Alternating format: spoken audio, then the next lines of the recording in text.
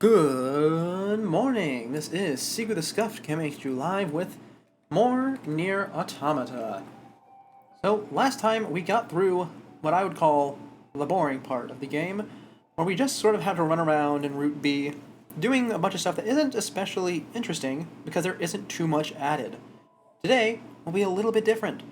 As you might recall from the first route, after we do the Forest Zone section, we're called to the flooded city in order to defend some missiles, and then 9S is separated from 2B for the first time since the tutorial. This marks two things. First, a hard cutoff for most side quests, including pretty much every 9S exclusive side quest. But don't worry, we won't be doing nearly all of them. Just one or two that I feel like we should do right now. One of them because it gives a weapon, and the other one I'm not really decided on yet. The other thing that it marks is a bit of a railroad, where we're forced into the main story. Now this is not bad, because the main story from this point is going to start including more of those in-game short stories, similar to the one we got after defeating Simone. I believe, as I recall, there's only one in this particular route, but between that and the actual weapon stories we're going to be doing, I think it will be quite entertaining. Now, additionally, I know you've been waiting for it, we have actual story time, side content that's not included in the game today. Our goal is to read it once we reach the end of this route, because the end of this route is whenever we actually get new information that would allow us to read new stuff without spoiling. Also, I have two more things to talk about, which is rare. We did a stream earlier. What time? Maybe about 12 hours ago? It's hard to say. I don't keep track of time too well. But I had a little bit of time, so I did a daytime stream. And it was very short, because I don't stream in that time because I don't have time in that time.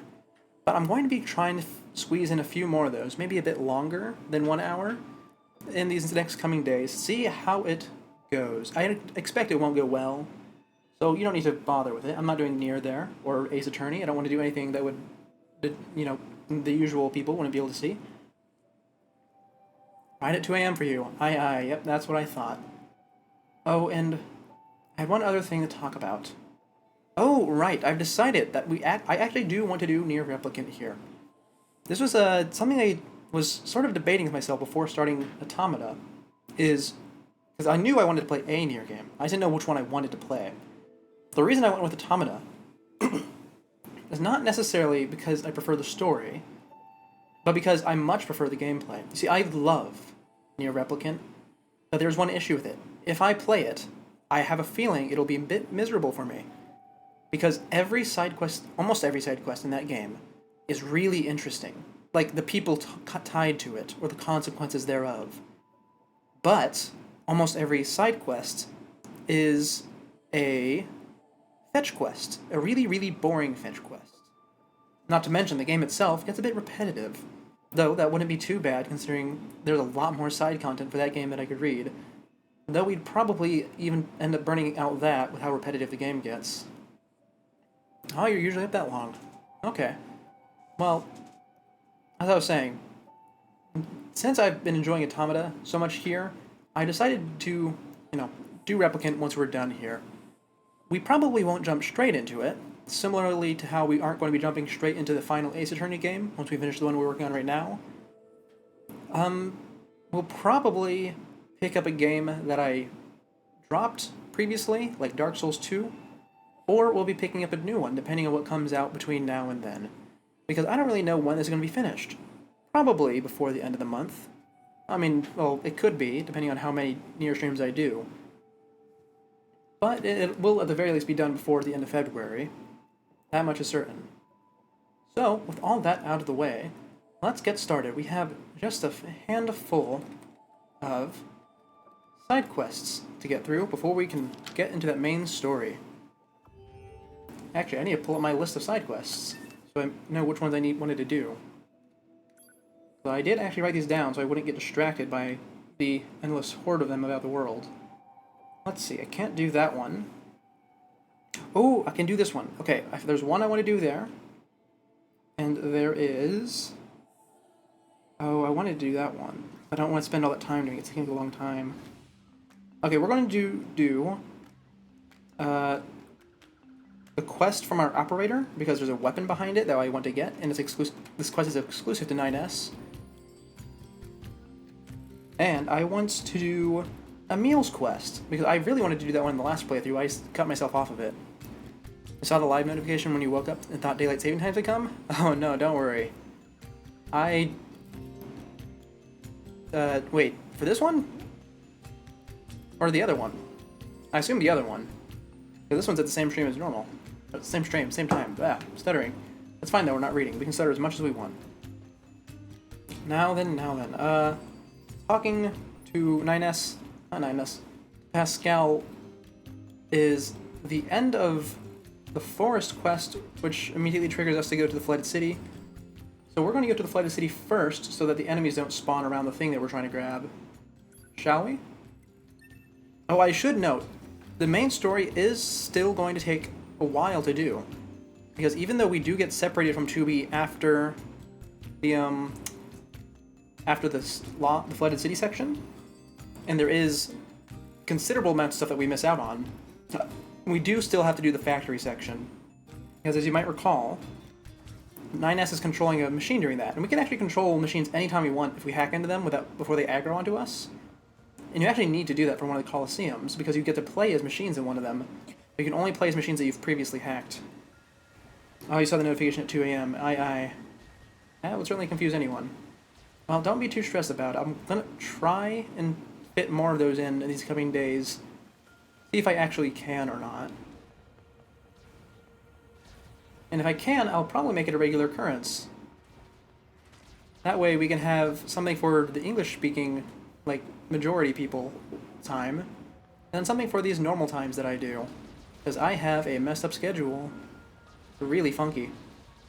Don't try to think about it too much, because if you try to think about how I'm streaming at 2 different times 12 hours apart, you'll quickly realize that I might not be getting as much sleep as I should. Now then, is it here? It is here. I still can't interact with it. What? Is it because I haven't picked up the quest yet? I came here earlier. Oh no. Oh no. Did it reset the whole quest progress? Oh, if it did, that's gonna suck. It's gonna be 30 minutes of running around. Poor freshly woken up you.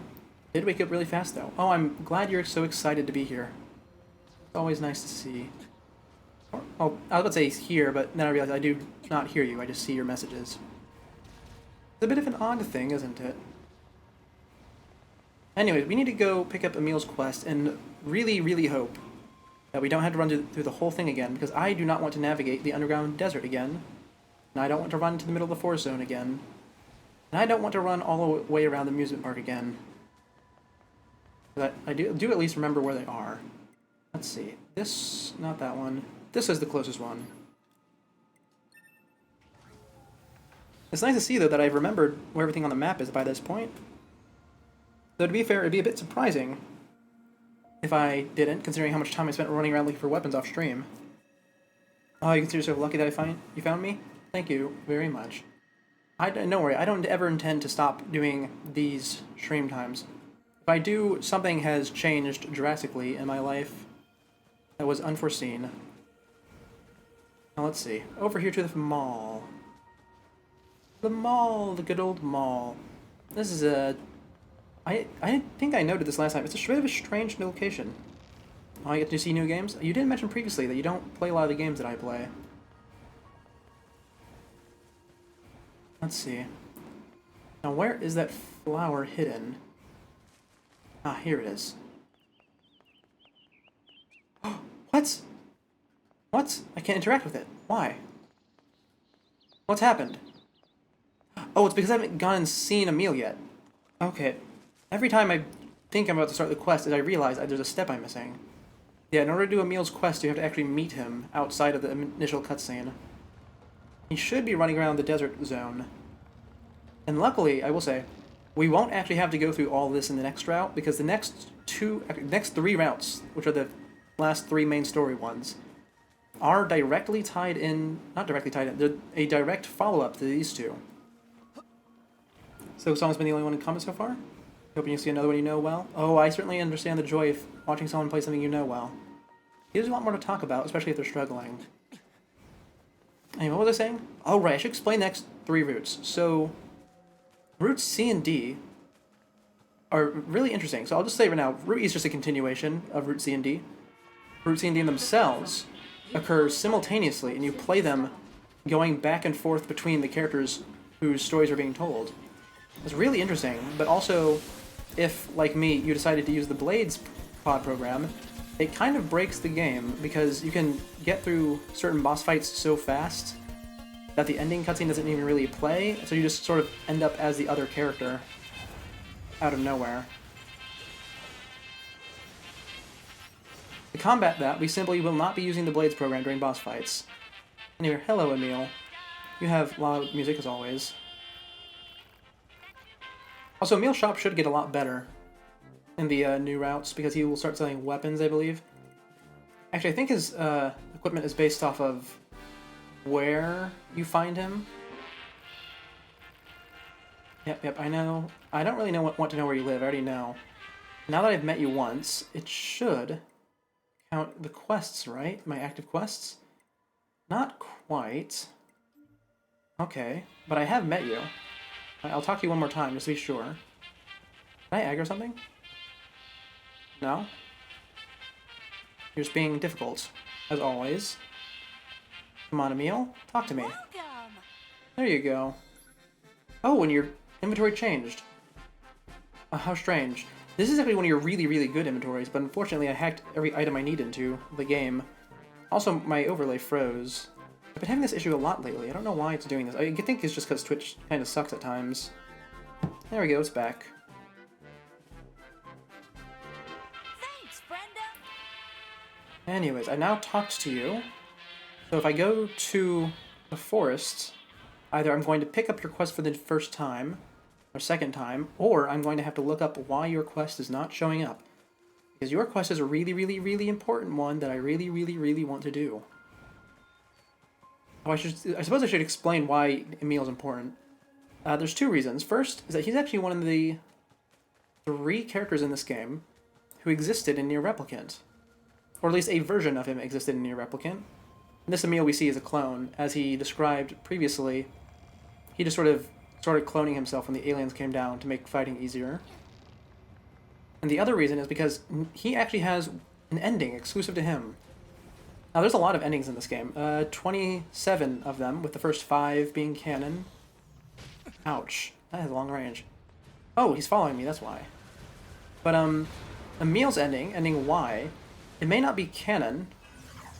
Oh, wait, no, I'm sorry. Emil's ending is not canon, because Emil's ending is if you fail his quest.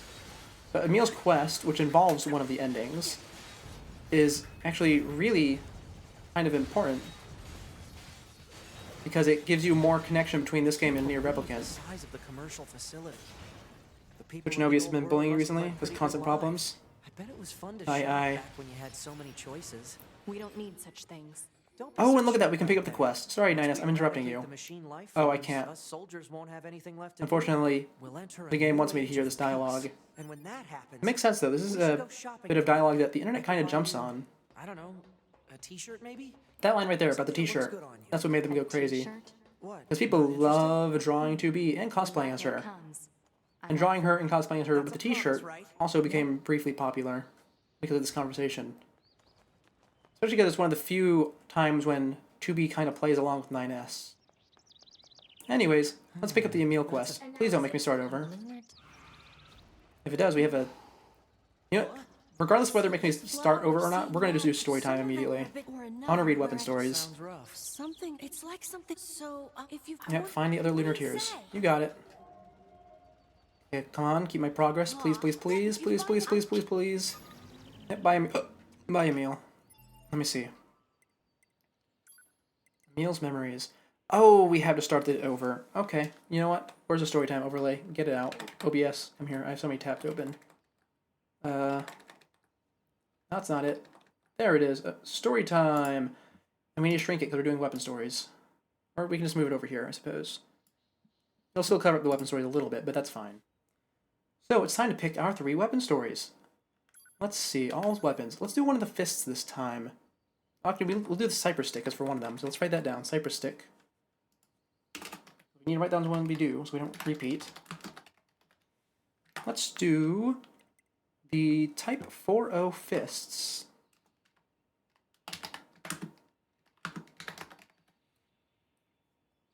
Depending on the t-shirt, you're very excited to get one? Oh yes, most certainly. There's a reason they're so popular. And also, let's do the Type 4-0 and Lance, right? Let's do all three, not all three, let's do 2 of the cutting-edge weapons. So let's start with the Lance. Ready? Here we go. Oh, wait, have I read this one? No, I haven't. Hi guys, it's me, 42S, your favorite Yorha Squadron idol from the North 12C Defense HQ. I'm here with the latest hot scoops from the front line. So let's get out there and do our best, alright? Go team! Hey ho, battle buddies. I'm not gonna lie here. The current war situation isn't looking too optimistic, but we're expecting reinforcements from our orbiting satellite bases any moment. So don't give up yet. Glory to mankind. Mayday! Mayday! This is Public Agent 42S from North 12C Defense HQ. Is anyone listening? Our facility has been completely surrounded by machines. I don't know how much longer we can hold. No broadcast from this channel. You've been hunting for a frog t-shirt for over a year now. Oh yeah, looking for ones with animals is rare these days. Anyway, this one is kind of a continuation of a previous one we did. From the Yorha issue Blade, where there was a Yorha agent acting as a radio star, and they gradually became more and more depressed and erratic as their viewers started to drop off because they were all dying. In this one, the radio operator themselves dies. Now let's see if that Type 4-0 Fist is a similar type of story. It might be. They'd like to keep themes going. Your sister made you a cute pumpkin toadlet shirt. It's become your favorite one. Oh, how nice. I haven't had a favorite shirt in a long time. I just sort of wear whatever's on the top of my drawer. Ooh, this is an interesting one. System Yorha. Unit data uploading. Checkout HC. Close IO. Duplicate core. Find Yorha unit. Updating data. Checking data. Purge conversation log. Purge unit data. Purge system data. Exit. Okay, this one isn't really a story at all. This one is kind of... well, it's just the actions being taken by someone on a terminal. And I believe that if I fully explain it, it's kind of a spoiler, so that's a bit of a disappointing one. I think we might actually throw an extra one in. But I didn't realize I chose 2 that weren't really stories. Cypress Stick, though. This one has to be a story, right? I did do Cypress Stick, right? Yeah. I was in a dead sleep when Mom started shouting. Wakey, wakey, she squawked. Rise and shine. Today's a very important day. Today's your first visit to the castle. Annoying, right? But I got up anyway. Today's my 16th birthday, and I have an audience with the king. Mom's apparently worried that he will charge me with some big important task, so she gave me a cypress stick for some reason. Like that'll help. As we walk to the castle, Mom keeps blabbing about how excited she is and how long she's waited for this day. She's told me this story 1,000,001 times, so I just keep quiet, like always. When we arrive, I see my friend coming out of the castle. He's 16 too, but his fearless gaze make him look like a legendary hero to be. I'm sure he's got a lot to live up to. My dad's just a carpenter, so I've got it easy. Okay, yeah, you know, I chose this one because I knew it wasn't going to be a real story, and it's exactly what it was. It's just the Dragon Quest reference, in case you're wondering. The Cypress Stick is typically the first weapon that you find or receive in a Dragon Quest game, and this is just about someone going, and about to be a hero against their will, presumably. So none of those were really stories, so we'll pick one more, shall we? Let's pick a sword this time. Oh, we can do we'll do one of the black and white weapons, shall we? Because those ones usually have something good going for them. In fact, I want to pick 9S's. Hold on, where's his at? There we go, Cruel Oath. So we'll write that one down too.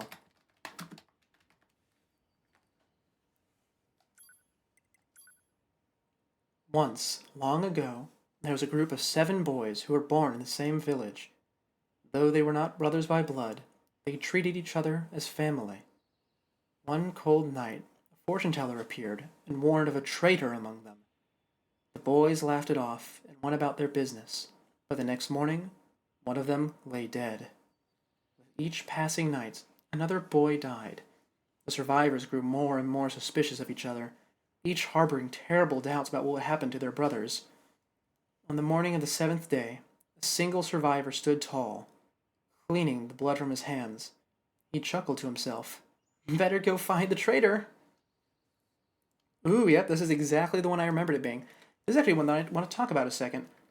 So this one is 9S's default weapon. It's also 9S's only starting weapon because he can only hold one at a time. And as you can see from the image here, it is in fact directly related to 9S. As I recall, before the Yorha was properly formed as an organization, they ran a few tests with their new units to figure out what would work best. In this case, a group of scanners, or what would be scanners, were sent out on a mission together. And in the end, they killed each other.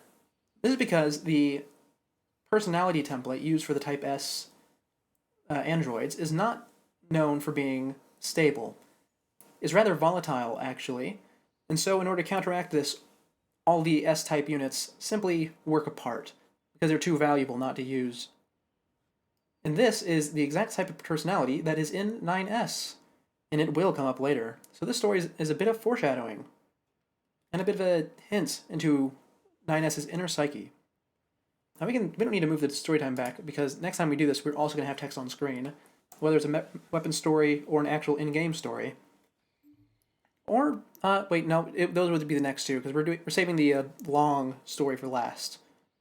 So next, we get to go run around for the next 20-odd minutes, gathering flowers for a meal. It's going to take a while. Let's go start with the one in the forest, because I think I remember where this one is. But it's also the one that's shakiest in my memory. I believe it's down at the bottom of the waterfall.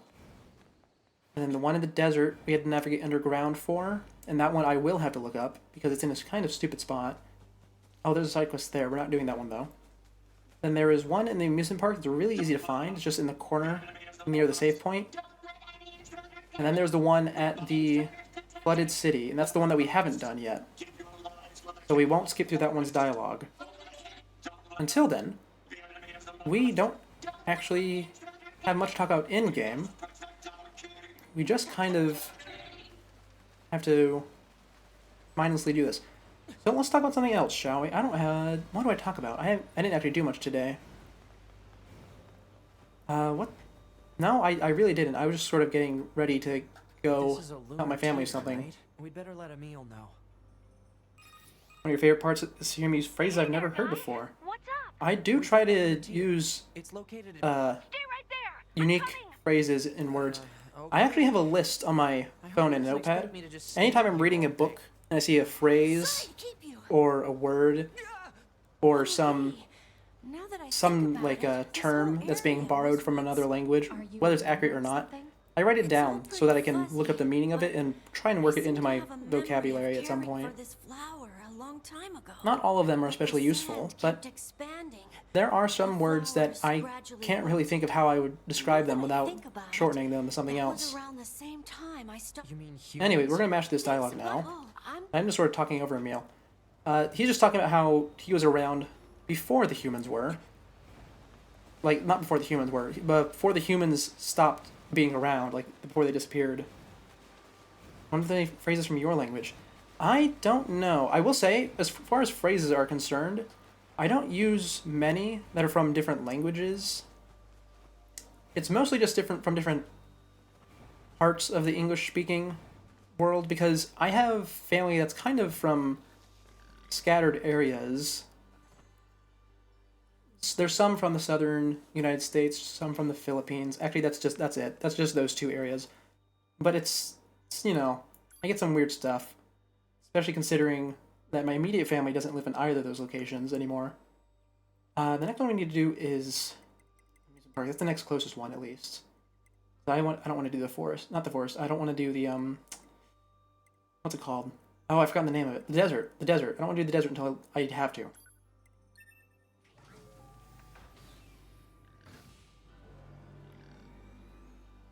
I'm trying to think while I'm running around of how I get to the desert one. I know I had to enter into the cage, and I had to go out the right. I think near where Jackass was. And then I have to. Oh, I had to do a weird jump on the cliff, right? family is also scattered across your country, but luckily your country is tiny. Aye, aye. In my case, aside from my immediate family, who I live very nearby, it would be a flight for anyone. Actually, I'm sorry, it would take 2 flights for any of them. I think there's only one that's 1 flight distance away. It's a lunar tear. Anyway, here's the next one. We're gonna mash through this one as well. Hey there. Because, once again, we've done it I before. found one of those flowers I'll give a you summary of what it were is once he starts It's over talking. at- Don't move an inch. I'm coming. Don't. Damn, you're fat. That's Anyway, it. let's see, which one is I this? thought as- This is the one here where he tells a story about fighting the aliens. You'll let me know. This is a abridged version of the story. I think there's 3 parts in the story where he talks about it. There's one here.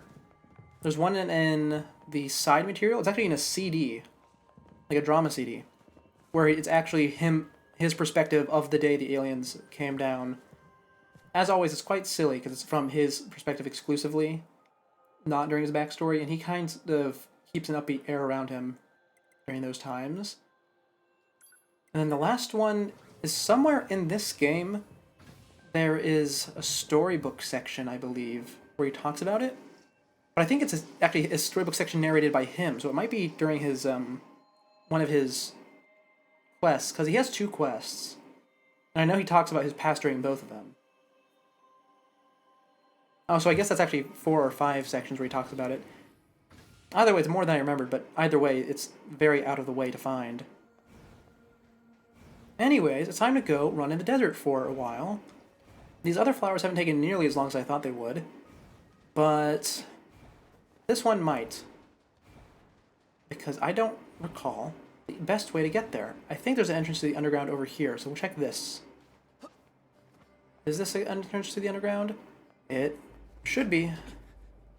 There's the entrance.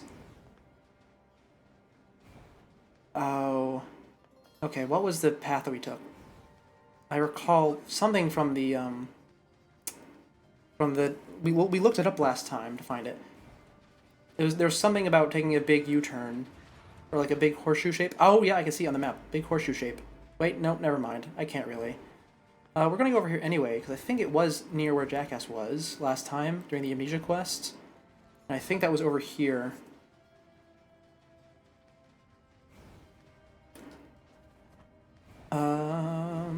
I hope this is it. Please be it, please be it. Oh, this is it. Okay. Or at least I think it is. Let's see. Is there a place I can scale the cliffs here and here? Yeah, like, that chest was open when I came here to see Jackass. Which means I've been here before. But I can't jump up on any of these cliffs. There's invisible walls in my way. Which seems to indicate this is in fact not the spot. Alright, that's unfortunate. I guess I just found it on accident. You don't think you have any family outside the country that are alive? Ah, that's the case for most people, hey? Unless they have a family with immigrants in them. Like, current generation immigrants, I mean. Most people's family have immigrants at some point, after all. Very few people stay in place for, you know, more than a few generations. Actually, I don't even know... Oh, that's the wrong way. Let's try down here. I don't know anyone who's been here for more than, like, 3, except for, like, people who are ethnically from here. I don't know many of them. Is this it? Or is this where I came from? This is where I came from. Okay, we gotta turn around, go the other way.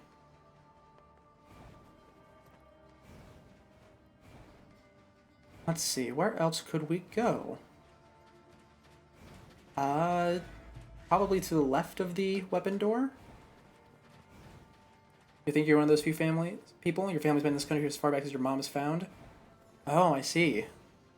I don't know too much about my family tree, because to my knowledge, part of my family just isn't communicated with at all, despite being alive. I can guess the reasons, and I assume most people would be able to as well. It's pretty generic as far as not talking to people is concerned. Now then, is this it?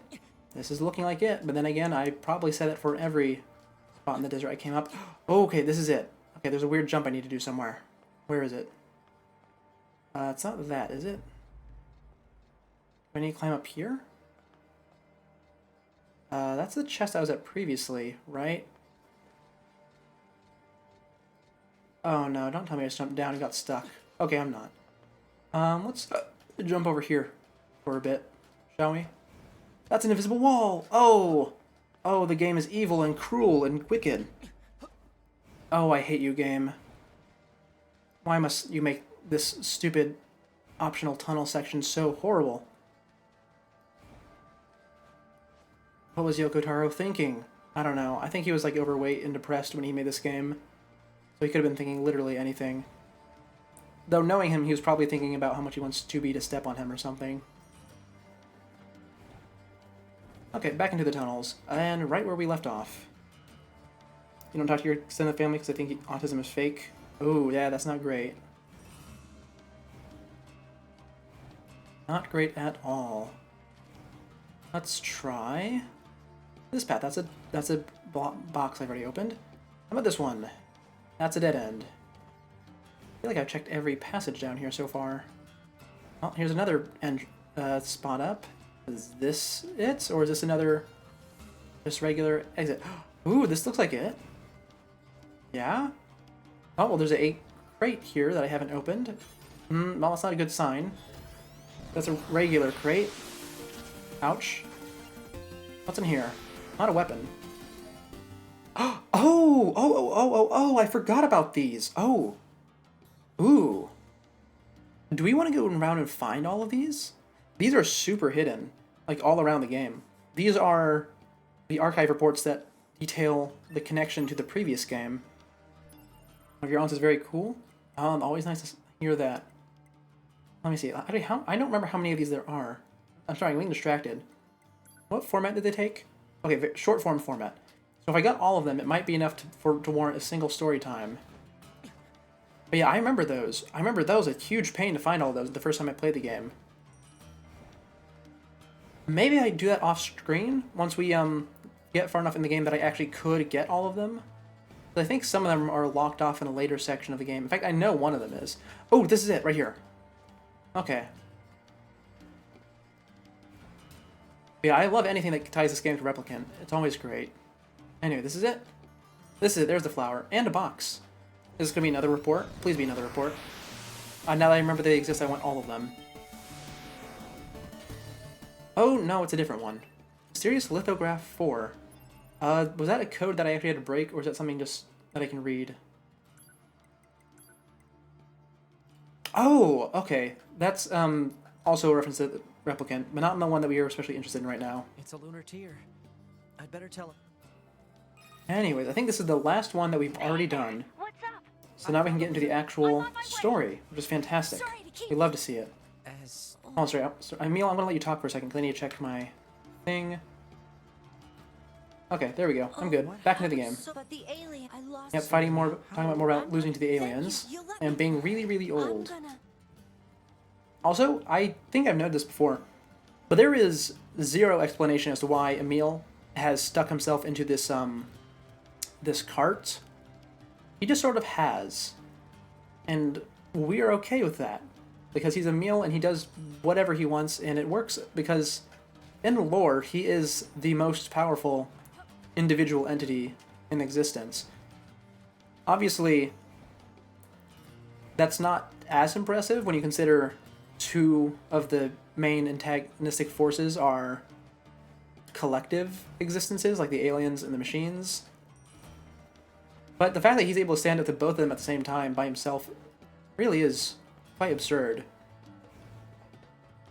And that is actually really, really important to the story of Replicant, which we will get to. I am so excited for that. I know I'm kind of jumping the gun here, because Replicant's at least a week and a half off. But I am excited to share it. And the longer we go without playing it, the more the excitement builds up. And the more the excitement builds up, the more I forget how horrible actually playing that game is. I'm exaggerating. It's not actually horrible. It's just that me playing it specifically would be horrible. Because I would want to try to do every single side quest possible. And that would be miserable. Flooded City. Here we go. Actually, I recall You really like Emil, and you choosing his name from your country. You know, I'm not gonna lie, it probably is. I don't know what country you're from, but Emil actually predates, like he said, he predates the aliens because he was around, you know, when humans still lived on the Earth. So he could be from wherever. It's just that his exact origins are unknown because he is an orphan. Now then, what was I about to say? It's German. Okay, interesting. I always associated the word, not the word, the name Emil with French. But I assume that's because I've never met a German Emil. Oh, look, the dinosaur's here again. Maybe that guy's not as rare as I thought.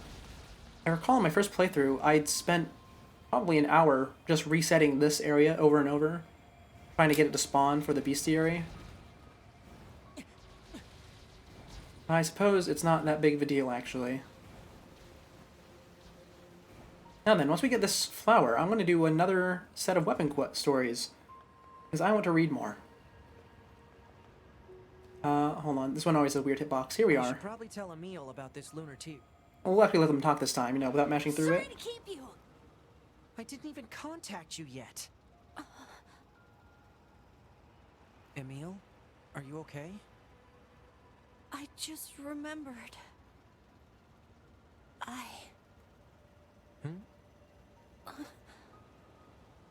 Thank you again. You've helped me remember an important place. Oh? A place very special to him. In thanks, I'll tell you how to visit it. Please take this key. What's it for? It'll let you access the elevator in the shopping mall. You should head there whenever you have the time. I'm sorry. I need to stay here for a while. You go on ahead. Okay, you got it, Emil. You always associate with Scandinavia. Oh, okay. Well, I guess this name in particular is really well traveled. It's just not used much in English is all. Oh, I suppose that's the case for a lot of names. There's a lot of names that are really, really common, especially just in Europe in general, which is not something that you can usually say, you know, Europe in general, but they don't apply to English. That's because not English, but the English, who sort of set all the rules for modern English, you know, with Shakespeare and all that, they like to do things their own way, don't they? They really do. Even when it causes them trouble. You know, it's popular in the Baltics as well, but you don't know much about them? I don't know much about them either. Definitely a spot in my history classes that got overlooked a bit. Though I will say, I had a phenomenal history teacher. They really made sure that we did not have a curriculum that was not focused on any one specific continent. We hit most of them up. Let's see. And next up, actually, hold on, let's check the mail before we transport. Ninus is mail. Oh, okay. Jackass is offering to kill us with a mackerel again, of course. And our reward from Operator 210. I sent the reward I mentioned earlier. Anyway, that's the one I was looking for in particular, because I need to collect that reward before the next part of the quest pops up. And that's the quest that we need to do for the weapon. Now then, to the shopping mall.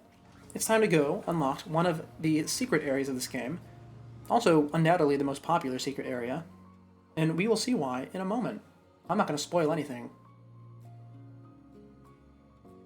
That's actually something I've been trying really hard to do, is not spoil things in this game. You know, like by me withholding the story times after blowing through almost all of them in that one stream. Because I really do want to, you know, time them for when they're appropriate. At least marginally so. You haven't learned much about history because you dropped out early. You also never had a good history teacher. Good history teachers are hard to come by. Because good history teacher teaches you about different areas and also ties it to real-world politics so that you can form conclusions based on your own findings and whatnot. That's hard to find. Really hard to find. Not just in teachers, but just in people. This Anyway, must be what Emil's key is for. here is the key. Or not the key, the door that the key goes to. Open the elevator, please. Thank you. You know, I noticed I always flip back and forth between calling them elevators and lifts. I called it an elevator this time because Emil called it one. But I was about to call a lift. Anyway, it's loading now. Oh, the particles are showing up. Oh, here it is. The Field of Lunar Tears. Wow. Look at all the lunar tears. Where are we? Thank you for coming. Emil, what is this place? It's the place from my memories that I worked so hard to protect. Or, to be exact, the place protected by the person I used to be. Sorry. I don't get it. Oh, story time. Okay. I'm gonna mute for a second. I know you said something, but I'll read it afterwards.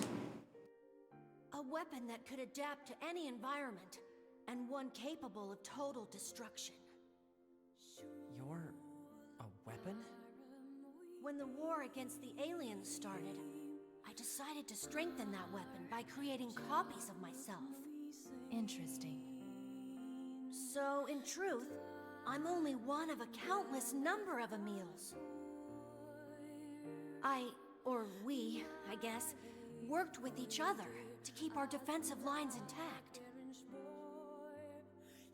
But the more of ourselves we created, the more our original memories began to fade.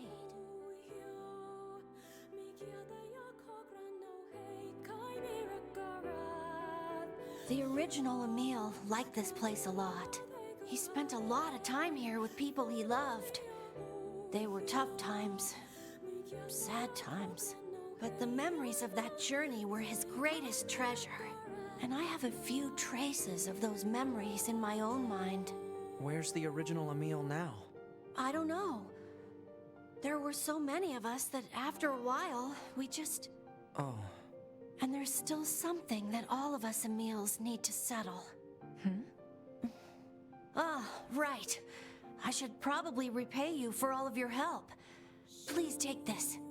And here's our reward. This is the thing I've been looking for. The lunar tear that you can use to decorate 2B and 9S's hair. And A2 later on when we get to control her.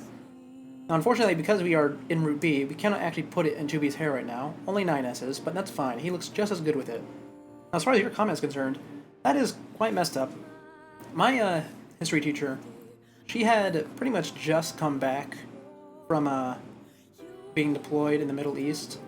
So she was, you know, a bit shaken up by that, but even she had the decency to give people a chance to opt out before showing or discussing anything graphic. So I definitely feel for you. It's said that a lunar tear can make any wish come true. Thank you. Oh, no. I'm the one who should be thanking you. You've helped me find some of my precious memories. Now I'll be able to keep pushing forward, even if I'm alone. Oh, and there we go. Emil's first quest has been completed. Now we can't actually do the next one until the final route, because you need to have all the weapons in order to do it. But this is the special area unlocked. Look at this big glowing field of lunar tears. And this, right here, is a bit hard to understand what it is if you just look at it, like this. But this is a knocked over house, a very small house, that's been torn open. You'll see this little pipe on top is the chimney. This is the house of a character named Kaine from Nier Automata. And this little portrait is of her and her grandmother. Not very well drawn, of course, because she drew it when she was a child, like little itty bitty child. But still a very cherished one. And somehow, Emil has taken this whole place, brought it underground, grown one of the most difficult to cultivate plants all around it, and preserved it for thousands of years. How did that happen? No clue, but it's Emil, so he can do whatever he wants. It's a miracle that any teachers in your school got to work there. Not seeing one new they're doing. I think we've had this conversation before, actually. And also, there's a bit of good loot around here. Not in these, but in the boxes, I believe. I think it's like meteor or something. I don't think we need it at this point. But we'll take it anyways. Oh, it's just gold ore. Okay. Well, thank you, Emil, for taking us to this place.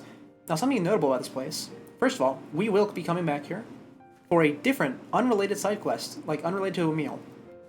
And second of all, I believe once we come back here for that other quest, we get a new title screen. And that will be a joy. Actually, that's something I had to do before we started up this whole series, is I had to completely wipe the data for this game off my computer. All of it, gone. Because there's a lot of stuff just in your settings and in the title screen that gets changed and added as you progress through the game. I wanted to get rid of all of it so that we could experience gaining it all firsthand. In fact, if I check in my settings, you might be able to see something. Yeah, your school does come up as a topic quite a bit. Let me see. It should be in sound. Do we have it yet? Not in there. In other? Oh, we do! We have the voice changer. I forgot about this. So I was looking into getting a voice filter so I could do the machine voices better. Now, of course, as you might realize, if you know anything about voice filters, that's a bit difficult to do, you know, real-time voice filters. You typically need an expensive program or something, or some hardware to do that, which I don't. But this was something I remembered existed while I was doing this. We unlocked this after defeating the first ending, and if we slide it all the way to the right, it gives 2B and 9S machine voices, and if we slide all the way to the left, it gives them shade voices, which is an enemy from the first game, or as in Replicant. Technically, Replicant isn't actually the first game, but it might as well be. Because no one in their right mind realized that Drakengard was going to be the start of all of this. Not even the guy who worked on Drakengard 2. He worked off what was assumed to be the canon ending. And because of that, the whole entirety of Drakengard 2 is not canon. Anyways, we'll talk more about that probably later, like when we get into New Replicant, because Drakengard's a bit more relevant there. We have one more side quest that I want to do before we get into the main story. But before that, why don't we do some weapon stories, shall we? I think we should. I love doing these weapon stories. Let's pick some new ones, shall we? Let's see, let's pick the Beast Bane, because I remember the Beast weapons having good ones. Shall we? Oh, hold on, let's put Storytime Scream up, don't forget that.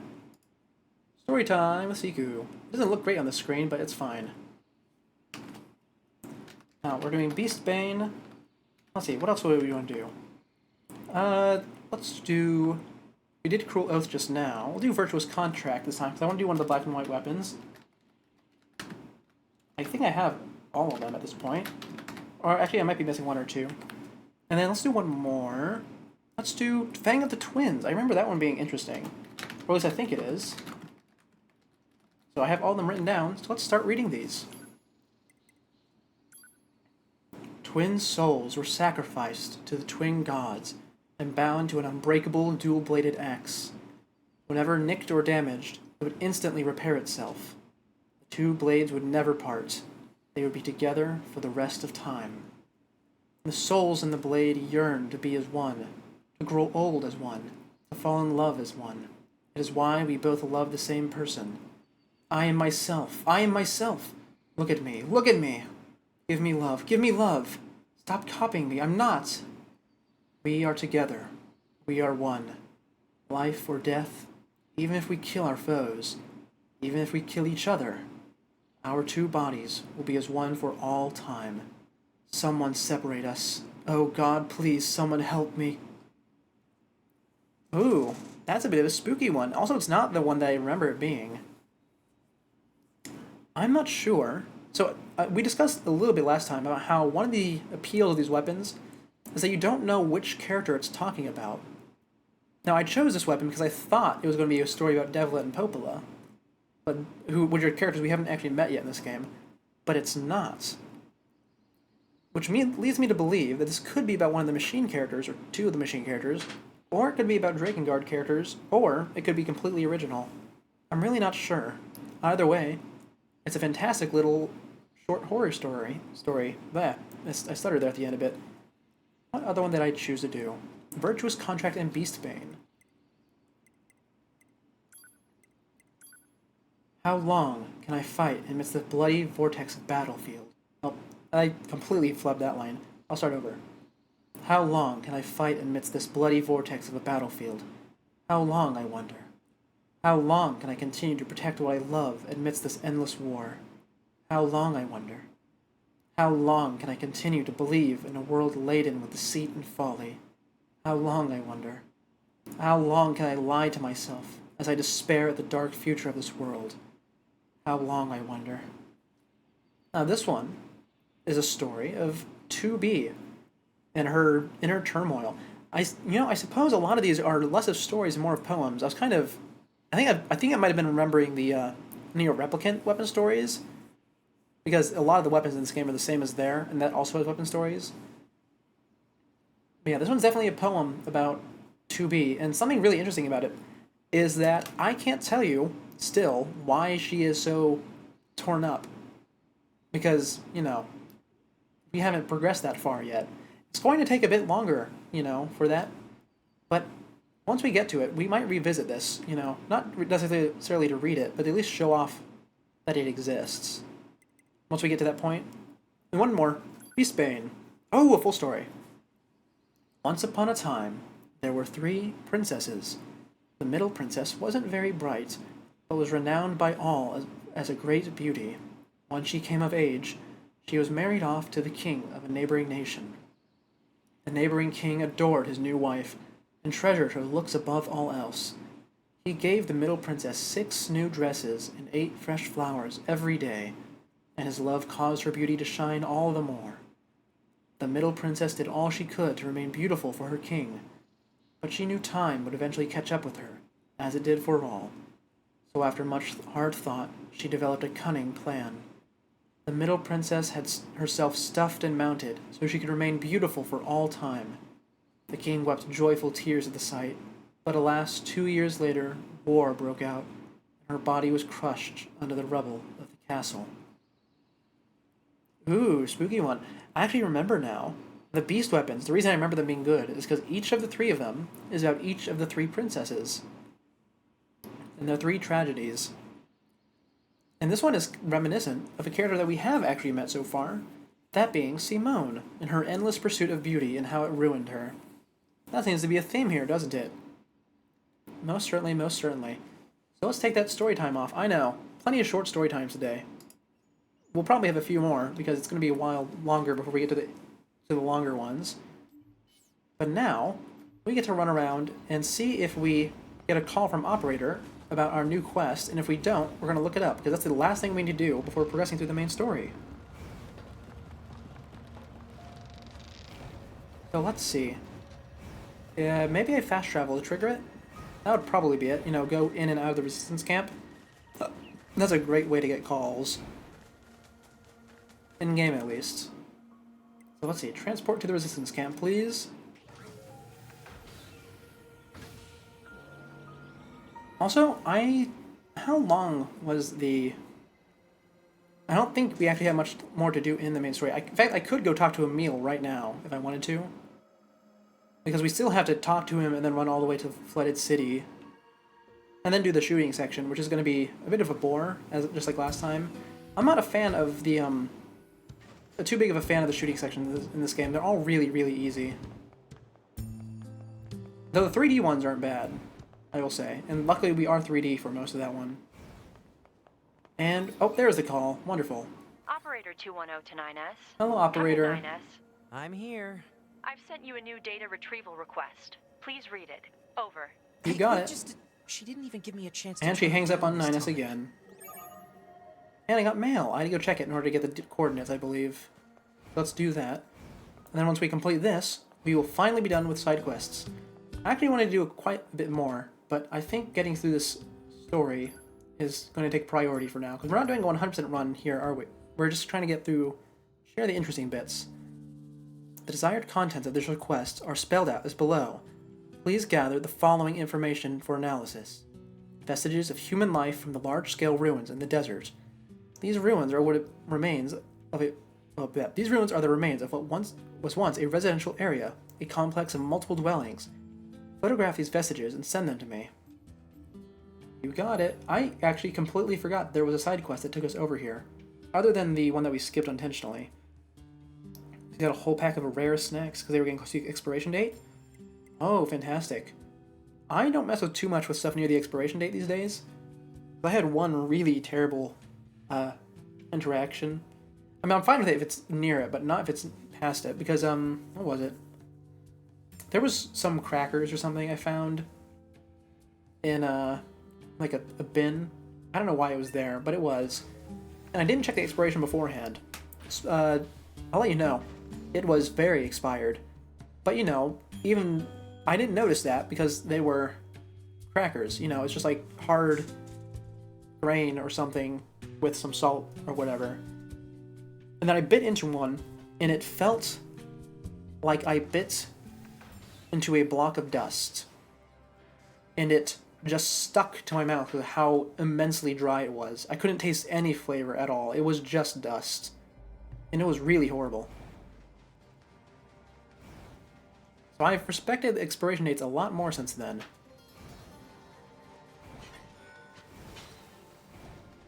Now then, I think it looks like we had to take 2 or 3 photos while we're here.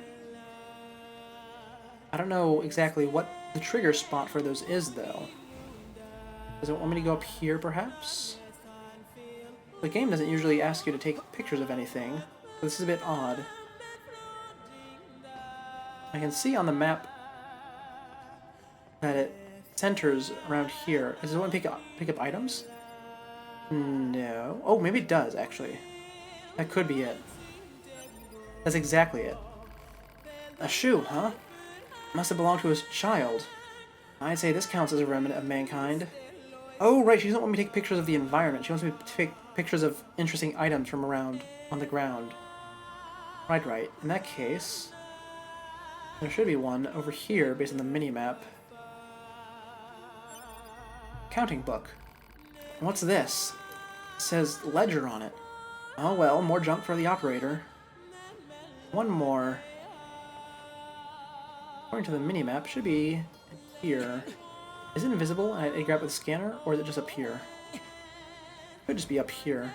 There is this whole building that I might be able to climb up. Also, I was right. I'll let you know. I was right about the item being on the fire escape. That's not it. I think they're 3 days past the expiration date. Means they're probably fine. Oh yeah, most certainly. 3 days is fine for most things. In fact, I can't think of anything off the top of my head that's... Oh, actually, no, fish. If fish says it's 3 days past the expiration date, like even if it has an expiration date, they usually don't, then it's definitely not good. Ah, here it is. Is this a toy? I guess the operator would be interested in this. And there we go, the last side quest. That should be enough. What do we have?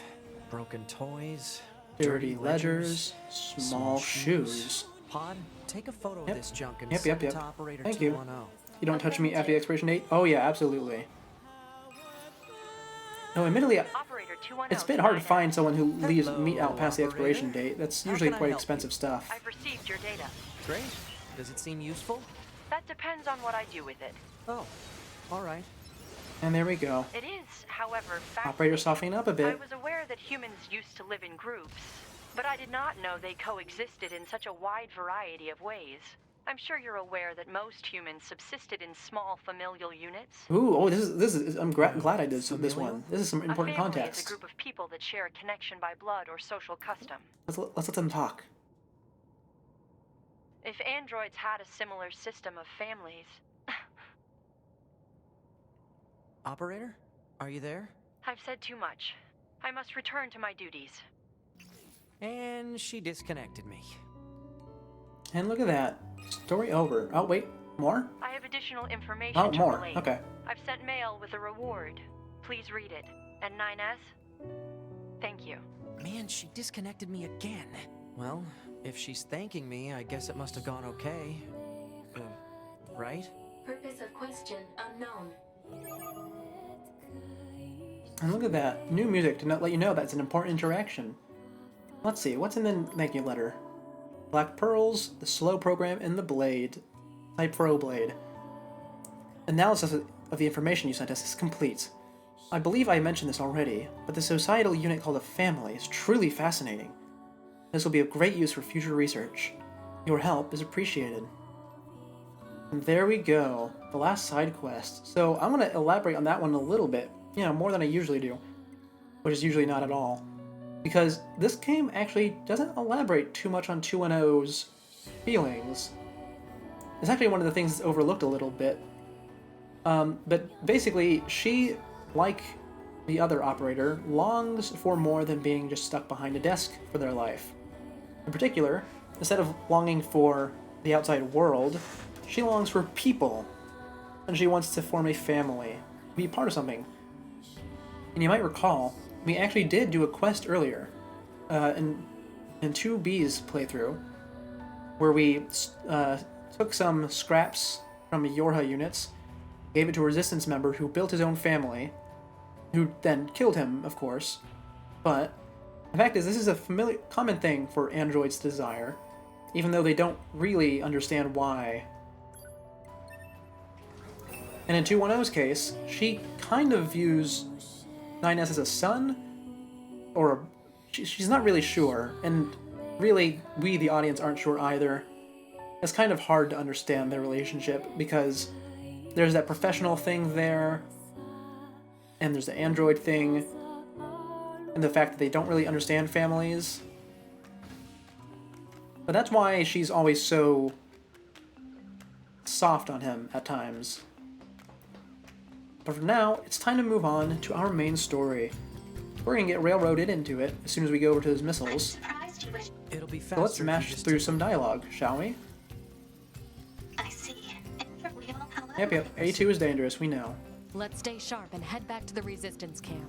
We should run a check on our consciousness data and resupply. Yes, we should. In fact, I'm gonna save right now. We have not saved a single time since the game started, from what I recall. Oh. Actually, hold on. Was there one more stop before the main story? I think we might need to talk about A2 first, right? Or was that a side quest? I think that was a side quest, because we talk more about A2 in, you know, A2's route. In fact, A2 is actually is an interesting one, because she has a whole in-game short story section, like an actual long short story, but it's optional to read it. Interface with machines without consulting command. Not just optional to read it, it's optional to encounter it. I'm sorry. Though I suppose such intense curiosity can be admirable in its own way. Oh yeah, you two stop flirting. Thanks, 2B. Still, Or doing machines are this the weird enemy. android equivalent Don't of it. forget Let me check my mail. Like, apparently got something just now. Was it the reward? No. It's about server capacity. Oh, we have another call. Operator 210 to 9S. This is your Oh, regularly we finally got a scheduled regular contact. scheduled contact. We haven't gotten that yet. No problems here. Copy that. I also need to inform you that the commander offers her personal praise for your recent achievements. Oh, As really? a direct result, we are currently considering boosting production of your model. Oh, Really? I'm happy to hear it. I forgot about Couldn't have done that. it without your support, operator. You're always so cool under fire, not to mention beautiful and... Flattery is unnecessary. Look at 9S Operator trying to flirt with 210 out. I really the operator liked it, right in front of 2B. He's a peculiar little creature, Oh, 2B. but I love him all Your before it. timing is impeccable. Our android forces currently have a character. It should be Okay, back. yep, The we're going right resistance over is to the all right missiles. ask. And that's exactly... Seriously? Dead serious. And with all the machine. Of course. Anyway, Now, when I said a second ago that we're going to get railroaded into it, I did mean that literally. We are going to be on the tracks doing the flying section for quite a while. And if you haven't picked it up by now, I kind of dread it. But it's fine, yeah? We've had an hour to run around and have our fun. So a few minutes of the flying isn't too bad. Also, we do get a little bit more lore during this. I think there's one more storybook cutscene during this. And I think it's the last one.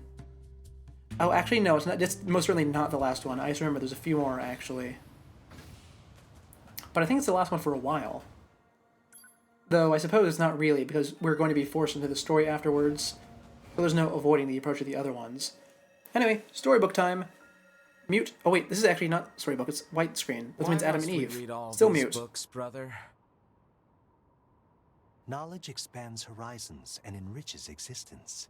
But can't we just transfer all this data over instantly?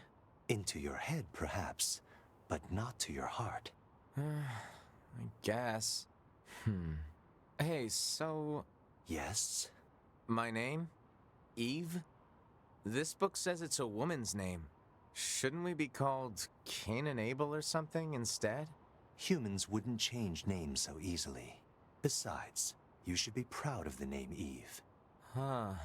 Well, if that's what you think, then I'm fine with it. Glad to hear it. Is there something else? After we're done reading, Can we go out and play? I'm sure it'll be tons of fun. All right, but only after we're finished. You mean it? Then I'm gonna try extra hard to finish this. Extra, extra hard. You do that. And there's our Adam and Eve scene. We're not going to have two more of those, because as you might recall, Adam's going to get stabbed pretty soon. So let's go ahead and talk about them for a second. As we walk... let's not walk over, because we're going to get assaulted by machines. So, as I mentioned last time, one of their main sources of information on human culture is a copy of the Bible they found, several copies. Because if any book was going to survive for this long, it would be one of those. There's everywhere. Now, first of all, I'd just like to point out the irony of Eve asking to change their name to Cain and Abel. If you know them, one of them killed the other, first murderer, because that's the whole story. But also their current names are quite interesting as well, because Adam probably initially chose it just because they're the first of the advanced intelligent type of machine, and the only ones. But also, Eve was literally born out of Adam's chest in the game, so it actually fits quite well. Also, we get to see a little bit more into their psyches. Adam, as always, is just trying to become more human, get closer to that human experience. And which is why next time which is why he's now wearing full clothes, not just pants or a loincloth, while Eve still only cares about trying to be with his brother. Remember that storybook a while ago about how every machine had a treasure, and every treasure a different shape? Those are... Well, we've mentioned it before, but I'm going to reiterate. Those treasures are the little bits of humanity that every machine that disconnects from the network, The bedrock or here was bombed seeks out to in the disconnect last from the war. network, Looks like the whole ends up city is finding starting to sink as and a within result. themselves. And Adam's, obviously, is not... Well, actually, it seems obvious, but it's not. We'll get to it in a second. But Eve's, obviously, is just trying to be with Adam. To protect? Let's take him out already so I can be home in time for dinner and a bath. Which is why he's so Androids incredibly don't need to distraught during bathe. that final boss As long fight. as you perform regular cleaning and maintenance, bathing is unnecessary. Yeah, but come on, 2B. I should be hacking Still during feels this. good. I just don't want to. Yeah, let's do it. Why not? This thing will probably get one-shot by it. Ooh, we got a slightly difficult one. I say that about all the ones with the red blocks. Oh, I think that's the first time I've complained about the red blocks this stream. Good on me. I'm starting to overcome it a little bit. Oh, it doesn't get one tapped. It has a lot of health. Ouch. Anyway, I still have my beloved shockwave, so fighting is still pretty easy, as always. There we go. Oh, wait, no, one more. I'm going to use Mirage on this guy because it will be very helpful for hitting all of his little bits at once. There we go. He's very vulnerable to that because of how many parts you can break off.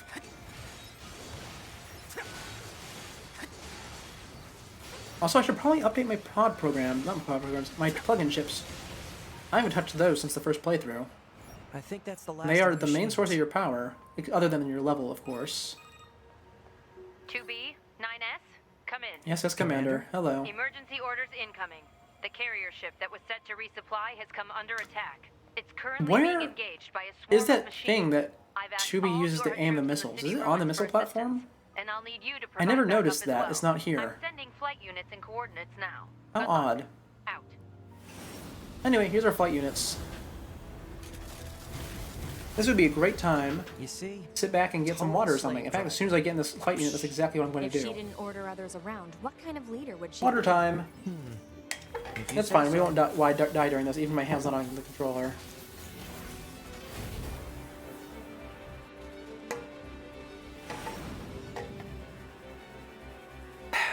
This will also be a fantastic time to get up and stretch for anyone sitting down for an extended period of time, like I'm doing. I'm not going to get up, though, quite yet. I'll at least make it to the cutscene. Because I still need to survive through this, even if it's not especially difficult.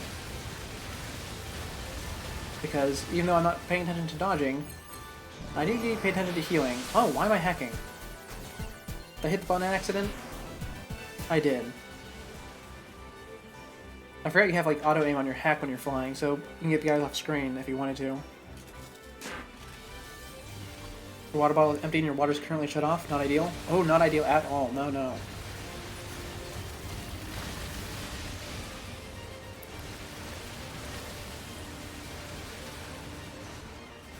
In my case, I don't really have to worry about lacking water because the water here all comes from a well. Not like a well that you fetch water from with a bucket, but like a local water source that feeds directly into the building.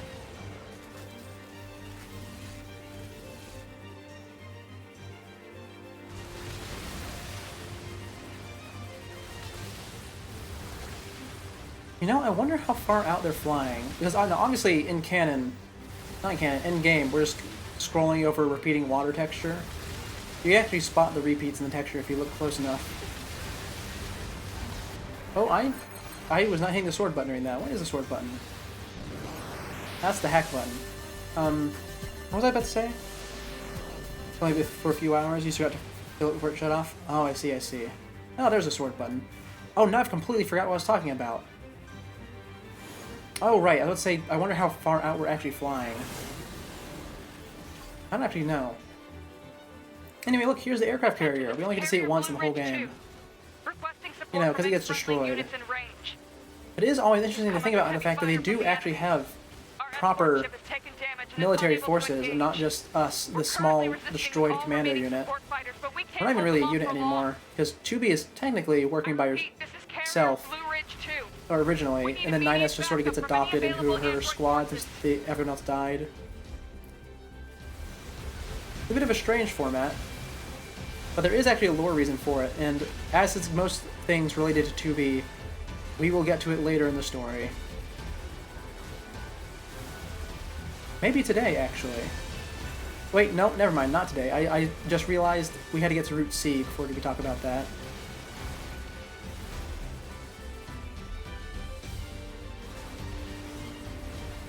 Anyways, we are almost halfway through the flying section. Oh. I'm picking up a large-scale enemy inbound. Yep, there's the halfway point. 2.8 clicks southwest Oh. of us. If only... Oh, wait, yep, there's the halfway point. If only these things could go faster. Or if they were more interesting, you know, instead of giving this enemy, this guy is genuinely quite terrible. Because what is this? It's not designed well. Like, from a design standpoint, or from a fight standpoint. You just sort of sit here and mash the button. And you're most certainly not going to be selling figures of this guy. I don't really know what the point of it is. I mean, it could just be, the point could be that it's a generic, you know, flying unit. But come on, give us something more to work with. Instead of, like, this thing. I don't know, maybe my standards are high, because I really like mechas, anime, and stuff. I'm still picking up a large enemy presence. And Armored Core. You know, maybe it's because I played Armored Core 6 recently. If it's that big, we should be able to see The it. Armored Core 6 has a similarly shaped enemy. That's a lot more interesting. Though, I suppose the shape is only vaguely similar. Anyway, hello, Grull? What was your name? I forget. Well, that's new. Your name's going to be translated this time, I think, so I will actually be able to read it. If not, it'll be in my bestiary, and I'm not going to check. But I think this section plays out mostly the same. It's only at the end when 2B goes to aim the missiles manually that it changes. In fact, I think we skipped that entire section ourselves. Either that or we do a hacking section during it.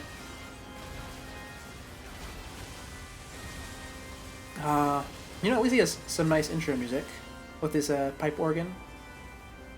You know, there's actually a pipe organ. Not here. I don't have one. It's blocking close range attacks yeah, with big the fish. MP blasts.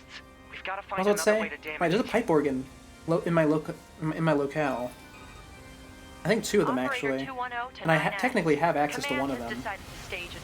Of course, I do not play the pipe organ because it is an extraordinarily complex instrument, and I don't even know how to play piano. I mean, I do in theory, but I don't actually have the technical skills to do it in any like, interesting way. Target confirmed. Marking on map. Proposal. Also, I think the one I technically have access to is almost always broken. Because you need a specialized technician to repair it.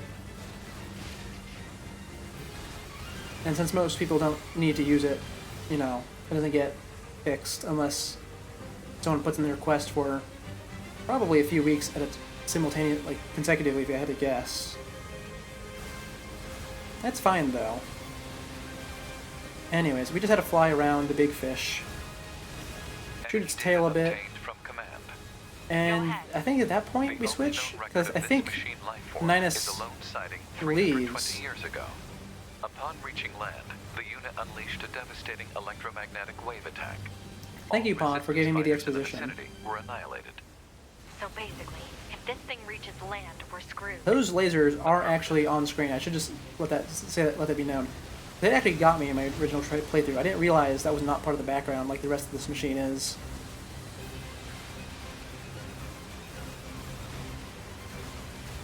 Also, considering I was just talking about how much I hate the design of the Goliath flyer, I just want to say I love the flight units. They are so cool. You almost never get to see a mecha like this that leaves its pilot exposed, you know, if that would kill them. But you can with 2B and 9S because they're androids. Anyway, unfortunately I cannot hack this guy, so I will just have to hack away manually. Luckily it's not too bad.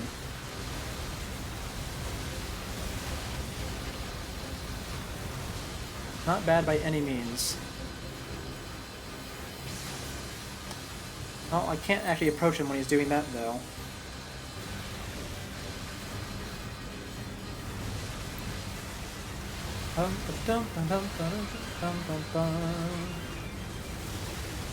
Almost done. I think we had to do, what, like 2 or 3 more of these? None of them are especially interesting. Because you do this. I have one hand on the controller, in case you're wondering. I am just holding down the shoot button and mashing the sword button to protect myself. It's a shame, though, how hit or miss giant enemies are in games, because giant enemies are so awesome. And once again, I call attention to Armored Core, where the giant enemy is awesome. All the giant enemies are awesome. I love them so much. In fact, if it was not for the fact that it would look absolutely abysmal on stream with my bitrate, I would do Armored Core here. I strongly recommend it for anyone who does not have motion sickness from video games. Having trouble over there? Especially if you like to be detail-oriented in terms of numbers and stuff. Ooh, look at that, she has a different one. Out of North 12C Defense HQ. I'm the well, not really, but you can see it in more detail that you can't usually see. We'll take it from here. Yeah, it does kind of remind me of Howl's Moving Castle. You know, I haven't seen that movie in a long time. I have an idea. I haven't seen most of the Ghibli movies in a long time, actually. I think the most recent time I watched it was, well, I mean, my youngest sibling is always watching Totoro. So if I go to see them when they're watching a movie, I'll see that. The last time I actually sat down myself to watch one was probably, I don't know, a few years ago. And it was, which one was it? Nausicaa. It was Nausicaa. Watching it with a friend in early February. This thing's almost too thick. We need more firepower. 2B, let's try for a more direct approach. Well, I hope you enjoy it. It's always fun. Right. That's right. Also, Lay down some my local fire theater and actually stupid plays metal. them occasionally. So something interesting that I learned semi-recently is that theaters need to be doing stuff in the day, you know, when all the kids are at school and all the people at work. And I didn't realize what they were doing there. They're just rerunning old movies and classics and stuff for dirt cheap. So if I wanted to, I could go to my local theater and just watch Ghibli movies on the big screen. You know, if I had like a free day, which I do often. It's not the days that are packed for me, it's the other times. 2B! Anyway, look at that. That shooting section was a lot shorter this time We around. gotta bail, 2B. This is bad. Why didn't they pre-render that part of the cutscene? Oh, it's because you don't see it when you're playing as 2B, I don't think. Anyway, it's time for us to disappear. Bye-bye, 2B. Are you alright? Oh, wait, no. We're not done yet. Right, I forgot there's more to this. Oh, I was so excited to be done with this. That enormous machine Okay. is an ancient weapon. We have to go shoot it some more. It was designed to help annihilate the android. Do we actually have to do the whole But it thing? wound Because up Nines beyond leaves to go control. get the missile, right? I was part of the machine's I think network so. when it happened, so I remember it. The Oh, you know, moment something we were talking about reached Ghibli movies. You know what I want to watch? I want to watch Certain Ponyo. attacking everything in sight. We're going to do the theater No this one could Friday. figure It'll be the out first time in the how to last stop 5 years. Oh, good for you. Good for you. Eventually marooned it deep in the ocean, but it seems to be searching I... for a way back. What was the last movie I actually saw in a theater? Let me think. I don't go there much these days, you know, I think I have because another idea. watching Keep movies that at thing right home... where it is, okay? What? Please, 2B. I don't actually remember.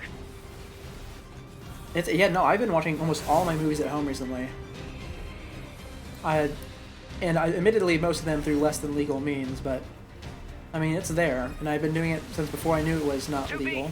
I'm going to see if we can use those missiles back on the shore. Not to mention, I do have a But big need you to TV, even destroy if I put it on the EMP unit floor. on that thing's back.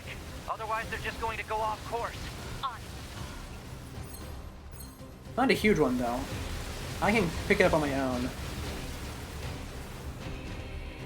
Ponyo's an incredible one. It's first, yeah, it was also the first one I watched, because they had like a VHS player. Not at the school I went to, but like a place where all the kids went after school. And one of the things they had there was Ponyo. They also had the first Pokemon movie there. And that's how, it's not how I learned Pokemon existed, but it's how I really got into it. But alas, Pokemon these days is not great. It's really subpar. I have not bought their games recently, and I don't intend to. I want them to spend a good 3 or 4, maybe 5 years making a mainline game. Or a remake for Heart Gold. Either way. I want them to put some more effort into it. Not effort. I mean, they have effort. The one from what I've seen, the designers and the writers are trying. They're trying as hard as they can with as little time as they have. So I want the executives to give them more time, really. Because here's the thing, I could make a good analysis about like the characters in Pokemon Sword and Shield, because the basics are there. They just don't have time to develop it, really. You must always watch movies at home, but you're not confident this one will end up on any streaming services so you have access to, so theater's the only option. Oh, I see, I see. To be fair, looking at movies online is not as easy as it used to. I mean, I remember back in the day, what happened was what I do? I missed an episode of Digimon when it was airing. That's what happened. And I went, hey, episode whatever of Digimon online. And then, you know, good old TV.com showed up, you know, back before it was a legitimate website. In fact, someone else probably owned it back then. Prepare to launch. And I watched it there, and then went, oh, hey, they don't just have Digimon. They have other shows I like Yu-Gi-Oh! And so I watched the entirety of Yu-Gi-Oh! The original series. And then my parents kind of freaked out, because apparently the internet bill was quite high that month. You also want to support the creator? Aye, that's fair enough. Alert. Obstacle ahead. Oh, I actually have to control the missile, don't I? Not recommended. I don't think it actually matters. I don't know if you can fail the scene, because it goes into a cutscene, yeah. But it's cool nonetheless. And hey, look, there's the end of the repeat content, pretty much. Just this cutscene, and then we're into new stuff. Organize a search and rescue party for the missing Yorha members at once. I'm so glad that we don't have to do the scanner section. I mean, to be fair, we didn't have to do it the other time either, because I knew where to go. But simply the idea of actually having to use the scanner for any period of time is miserable. Storybook time. The child held sway over enormous strength. But sadly, he was also a little bit broken. He spent his long days hurting those around him. He tried his best to be good and kind. But despite his efforts, things never seemed to turn out. They told him he was unwanted. They abandoned him in the deep, dark ocean. And from the cold at the bottom of the sea, he cried out, "Mother,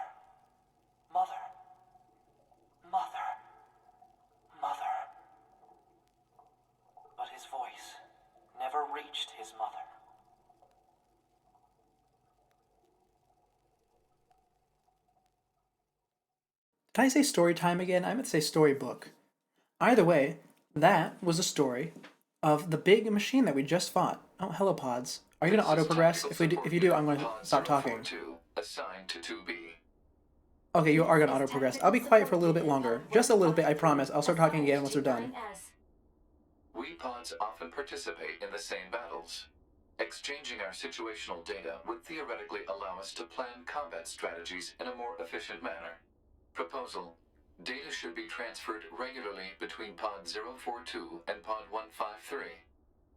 Analysis. This idea is sound. Proposal accepted.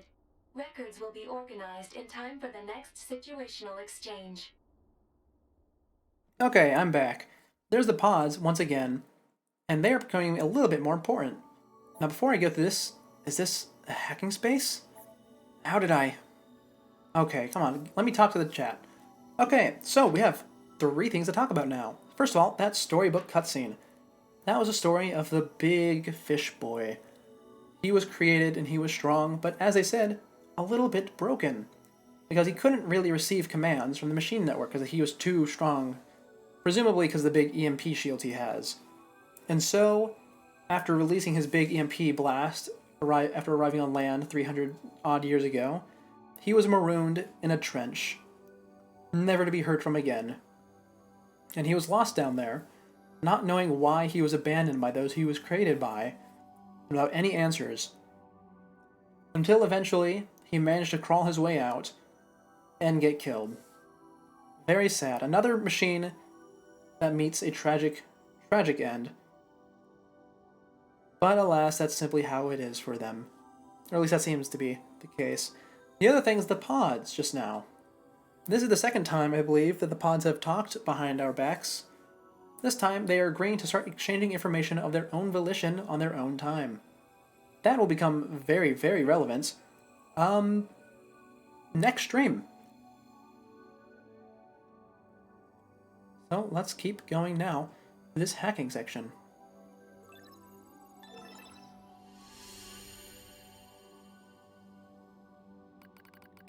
Oh, we're here, the story time.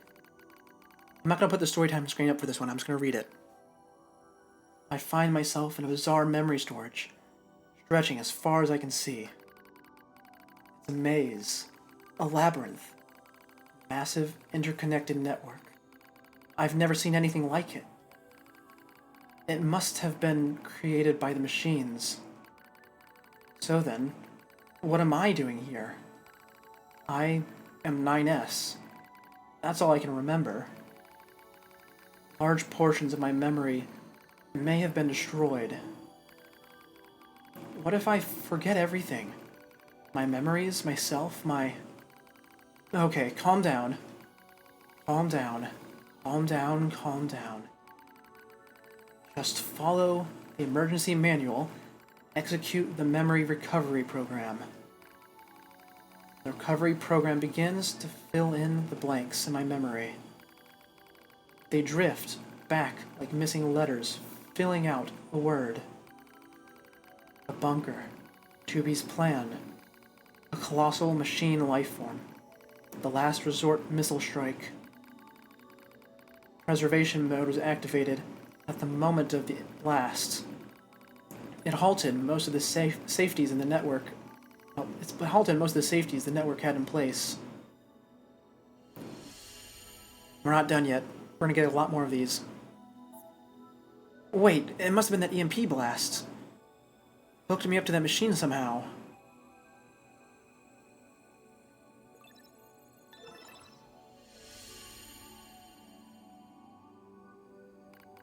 It took a while, but the recovery program managed to restore most of my memory functions. However, I still can't establish a link to my body. Well, I guess there's nothing else to do but examine the surrounding memory space. It looks like the machines gathered and stored a lot of info in here. It all seems pretty random at first, but on closer inspection, I learned how it's all connected. There are a variety of entries, such as data on human history and philosophy, but what's really strange are the records of machines stored next to those. In the politics category are records of the machine's own governmental endeavors. They tried all sorts of things. Absolute monarchies, republics, democracies. That wasn't all. They also engaged in other scholarly pursuits such as philosophy, mathematics, science, and social criticism. It's like the network was copying every possible human behavior and discipline. Almost as if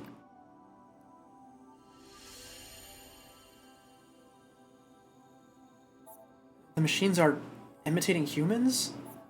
Why would they do that?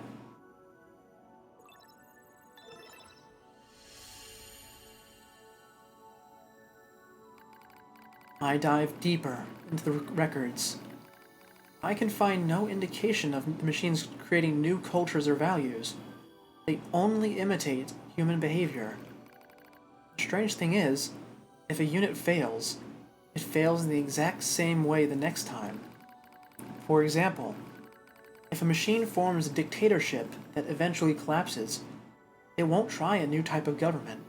It just forms a new dictatorship. Or if it plants crops and they die, it just tries the same things again. And again, and again, and again. They keep performing the same behaviors. They don't ever learn. When it comes to combat, the machines show overwhelming adaptive behavior and evolutionary speed. So why do they insist on imitating humanity? And more specifically, why do they imitate their failures? It's almost as if the objective is failure itself. I sense a change in the data, some kind of movement. I hone my perception, hold my breath. I hear something, a distant voice. I and now all androids. There's something there, something clearly intelligent.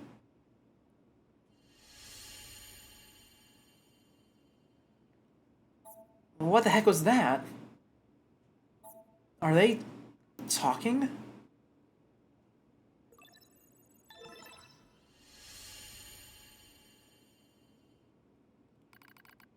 I announce to all androids. The words shimmer into focus. The voice grows clear in my mind. It is Adam, a machine made in the image of a man. We machine life forms have evolved, he says. We made war, learned, grew, and thus gain a new consciousness. Indeed, it is as if a new form of existence has been born.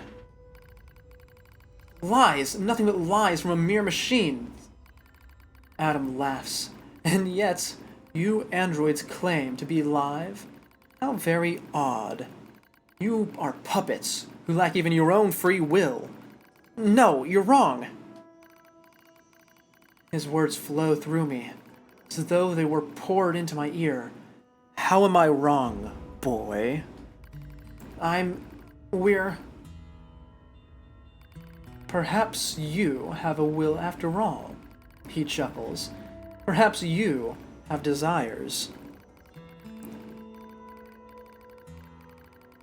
Now you see, boy, the true meaning of life is hatred.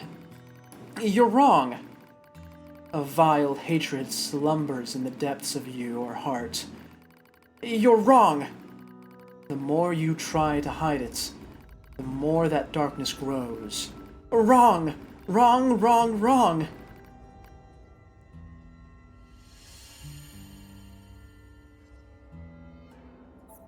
Damn it. We were made to protect mankind. We're not the same as you machines.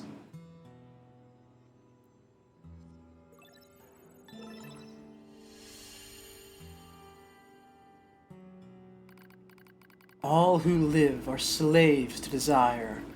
Such internal appetites are what give our lives meaning. Some seek beauty, others serenity. For me, hatred is the— I'm not like that! Oh, yes, you are. You do not trust anything. You want to destroy everything. You have lost hope in everything. You want to obtain everything. You want to be loved by all. You're thinking about how much you want to be, aren't you? Did that come through right? I hope so.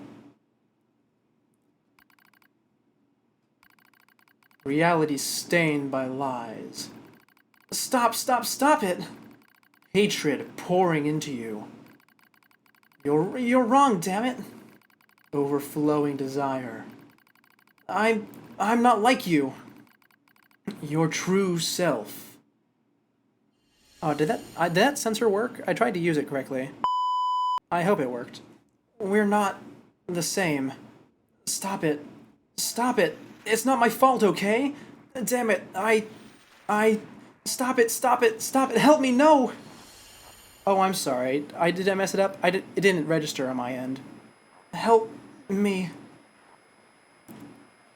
It very much worked as a whole lot louder than the rest of the stream.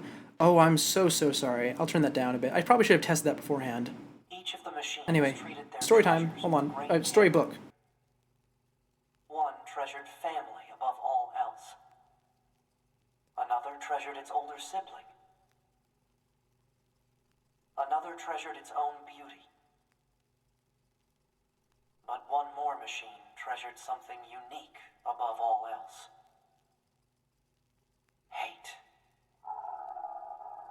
And there we see Adam's treasure. His desire to learn about humanity stems from his hatred for the machines, for the androids, and for humanity themselves. And now, he is dead. So dark. So cold. Anyway, I should note that I know it probably took you out of it with that sensor just now, because it was way too loud. But that is a very interesting note, because the reason I used it, of course, is because the line itself has a censored word in it. A 4-letter censored word. And there are 2 ways it could be interpreted. Kill or fuck. Both of them are considered the correct answer. Mostly in part due to the that whole trait that the Yorha androids have, where killing things gives pleasure. But also in part due to 2B and 9S's very unique relationship, which once again we will get to later. Unless your brain is used to filtering out some sudden noises. I'm so sorry about that. I really should have tested that beforehand. Anyway, as we saw, we just skipped the whole copied city section. The whole fight with Adam, the whole looking around with the scanner. And now, we're back in the bunker, which we did not go back to last time. So let's go ahead and reactivate ourselves, shall we? Self-hack. Proposal. Engage memory core diagnostics. Yeah. A Single affirmation. is Oh, sufficient for she says it differently. Fine. But everyone gets onto him for the yeah. At this point, it's sort of a recognition of his individuality, so he's not going to stop it. Complete. No issues detected. Good. Proposal. Engage visual sensor Yes, please. diagnostics. Please allow me to do this. Where is it at? Is it down here? Here it is. So for the rest of this route, we are going to do the final boss fight again as 9S. Visual sensor diagnostics complete. But we also are going to be doing the machine, not this machine, the what's it called? Long enough. The factory section again. This time it'll be a bit shorter and a bit more interesting. Was seized by the enemy. Or maybe a bit less interesting, depending on how you feel about the news There is a high settings. probability of corruption by an enemy. Wasn't that loud for me because you have the stream fairly low? Okay. Anyway, I just gotta sync up with the bunker server and then I'm out of here, right? That's very much preferable. Anyways, there was an error just now. What was that? 9S noticed it. Halt the The data pod did not notice it. Alert. Data synchronization is mandatory for all Yorha units. Yeah, I know that, but we just got some kind of weird noise. Halt the data sync for 2B as well. Affirmative. And there he goes, halting the data sync for 2B. That is very important, and we will get to it in a moment. Not moment, actually. Once again, we'll get to it in, like, I don't know, in the next route, which is next stream. Because at this point, stopping before getting to the end would be a bit silly. Anyway, look at this. Here's the visual representation of the bunker's server. No time to examine everything. Better stick to the main data nodes. You got it. We're about to get some information that we are not supposed to. Yep, into here.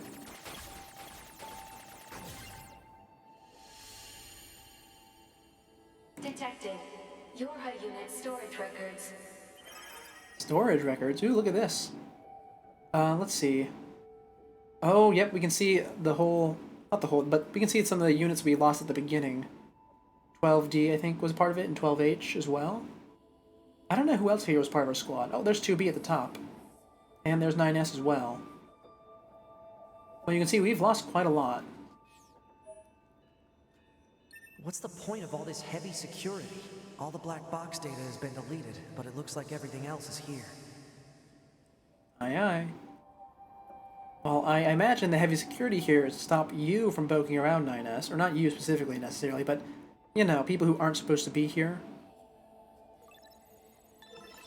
It is a super confidential, you know, bunker. It's literally called the bunker.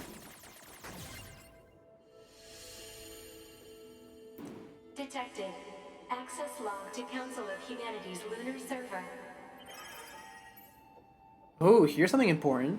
We had to actually read this one. September 24th, shipped. September 25th, delivery scheduled. And you can see, almost every single unit is empty. Just a little bit of purified water and repair materials. Now, what do we recall requires only purified water and repair materials to function? What's a barrier doing here? Looks like records for supplies. In case you didn't recall, it's at Yorha Androids. There were a ton of empty containers. That's weird. Why would they do that? Anyway, open up the last path for me, please. Oh. Okay, there it is. I was wondering if I was remembering this wrong. A new port just opened. Yep. Detected. Council of Humanity and Project Yorha Records Index. Alert. We are not authorized to access this data. Man, this stuff is all wrong. I need to check this out too. Oh, look at that. His curiosity is getting the best of him.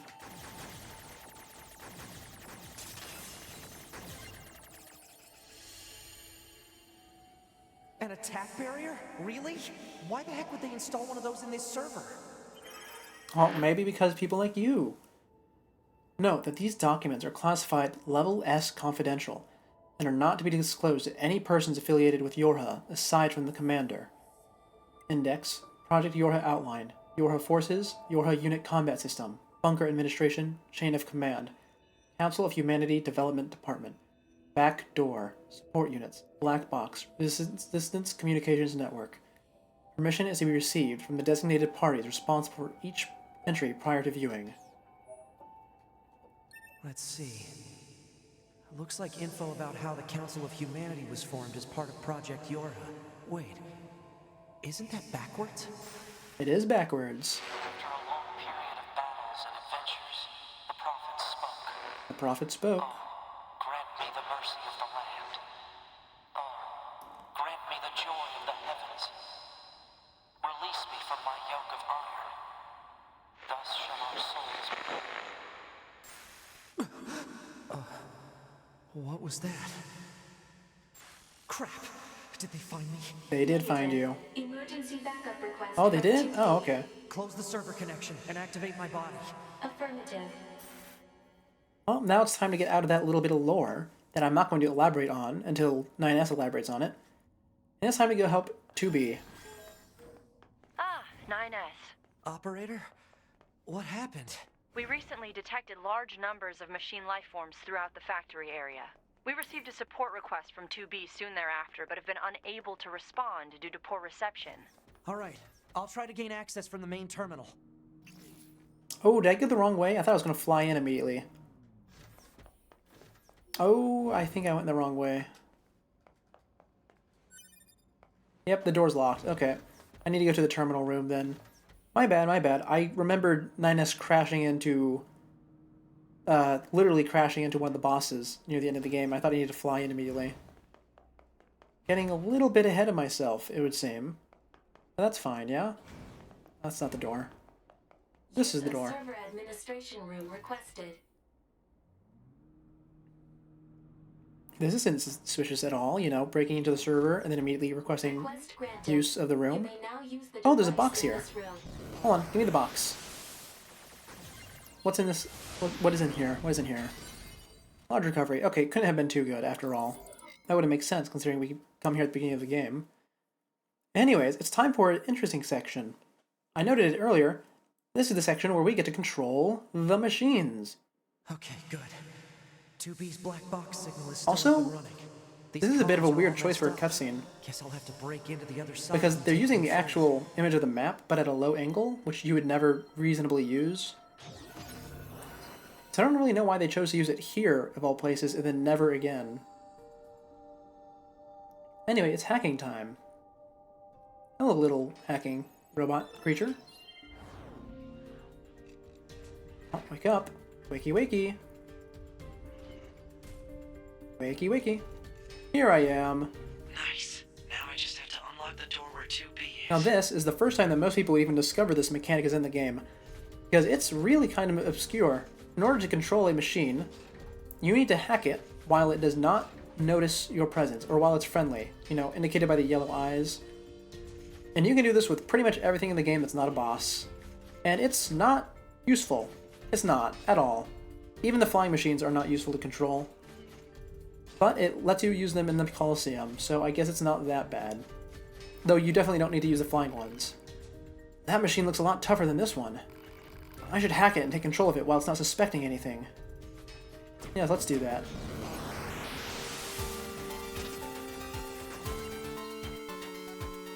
Oh yeah, here's a screen that usually shows up when you hack something that you, that hasn't noticed you yet. So you can just blow them up, which is what happens by default, but you can also have them join your side, and you can also manually control them.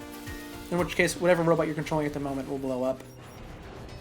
If I want to reach 2B, oh, that's the wrong button. I'll need to reach the factory's lower level first. Now then, there is actually a weapon here in the factory that we need to grab. Also, backhopping is the fastest way to move with these little tiny guys, by far. I forgot about it during the section at the beginning of the route with the oil pot and the brother robot.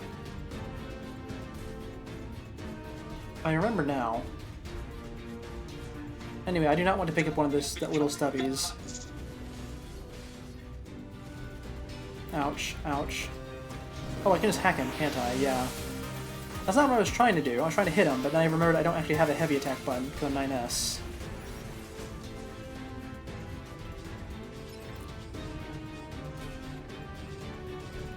Anyways, here we go. You know, maybe I should pick up one of the little saw guys. They don't actually move much all that slower, since they also have the back hop. Stop! We shall become gods. What are you thinking? Have your servants failed you? We shall Oh, I am not going to be able to save these guys, am I? Certainly not. I don't even know if I get the reward for saving them when I'm playing as 9S. Let's see. We will at least try. It looks like they don't get hurt by hacking the evil ones, like when I blow them up. So I might be able to, actually. Yeah, look at that, they don't get hurt. Okay, we can actually save them then. These guys are all really, really weak. I just personally suck, that's all. Hold on, this one's evil. Let me kill this one. Kinda hard to tell which ones are on my side or not, though.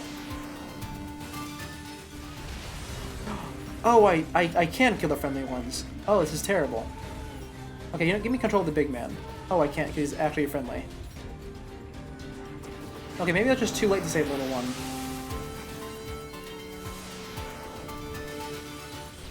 Oh, no, I am straight up killing the little ones when I blow them up. I'm sorry. Do you give me a reward? No, you do not. Okay, I did all that for no reason then. It's fine, it was fun. Oh, is that the terminal I need? I think that might be it. I can't use it, So that must not be it. That must be like a shortcut then, for when I'm playing as 2B. Not that I'm going to be playing as 2B in this route. Look at all these broken machines. A few still look usable. Give me that guy with the axe, because he'll have an actual attack instead of just smacking people with a torch. Unfortunately, this is not a From Software game, so hitting people with a torch is not the strongest attack in the universe. Also, I should note, I always hate that part of the From Software games. Why, of all things, is the torch the strongest thing in the hand of an enemy? It's absurd every single time. Oh, that's a secret up there. I need that one because there is a weapon in the factory that I do not have, and I don't know if I can. I mean, I can come back here later, obviously, but I think it's a pain to do it. So let's go grab it right now, and hope this is actually the right one. Because there's actually several locked doors down here, as I recall. Now, I don't want to have to come back here later. If I do have to come back here later, it will be off stream, I promise. This is not a pleasant place to explore.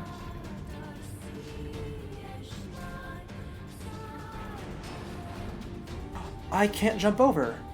Oh, it's because I'm playing as 9S. They don't want me to get the treasure. Okay, fine. I will have to come back here off stream in order to grab the stuff. A shame that, but I can't really help it. No use crying over it. Unless I can jump up here. No, I can't.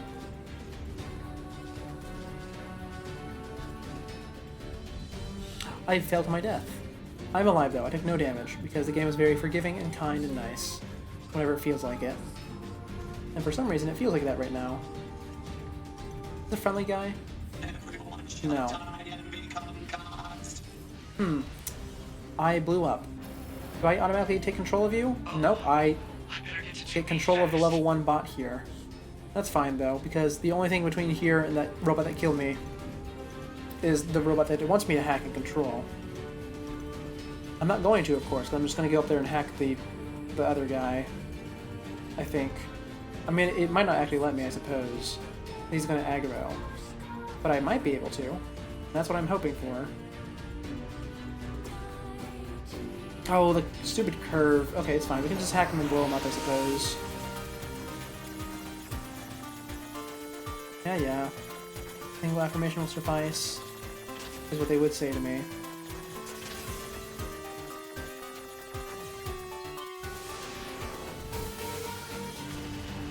There we go, he's blown up. Let's go look for a better body, shall we? One that has a little bit more HP. Let's see, what's in here? Bunch of machines cowering in the corner. Better send these coordinates to the bunker, just in case. Oh, is that a save point? Okay, that's a save point. You know, there's also a hidden door on top of these things. I might be able to get to it if I take this guy, because this guy can hover. I don't know if he can fly, though. I hope he can fly, because that would make this a lot easier. Oh, he cannot. He just has a really big jump. Okay, let's see if we can go over it anyway. But I don't want to do the section. Come on. You can do it, little buddy. Thank you. Come on.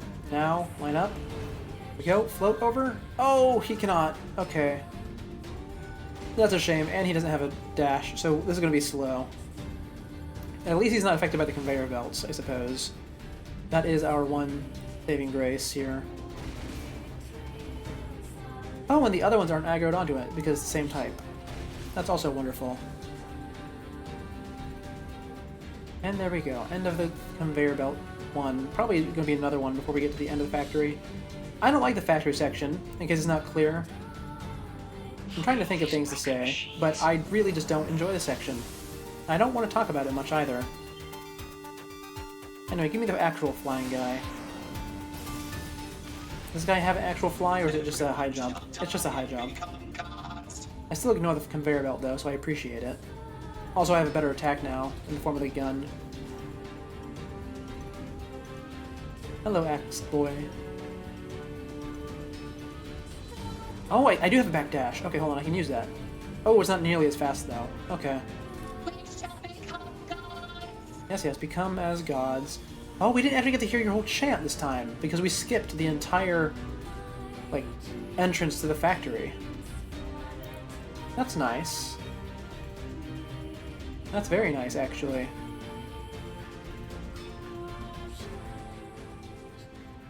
Anyway, we are almost done.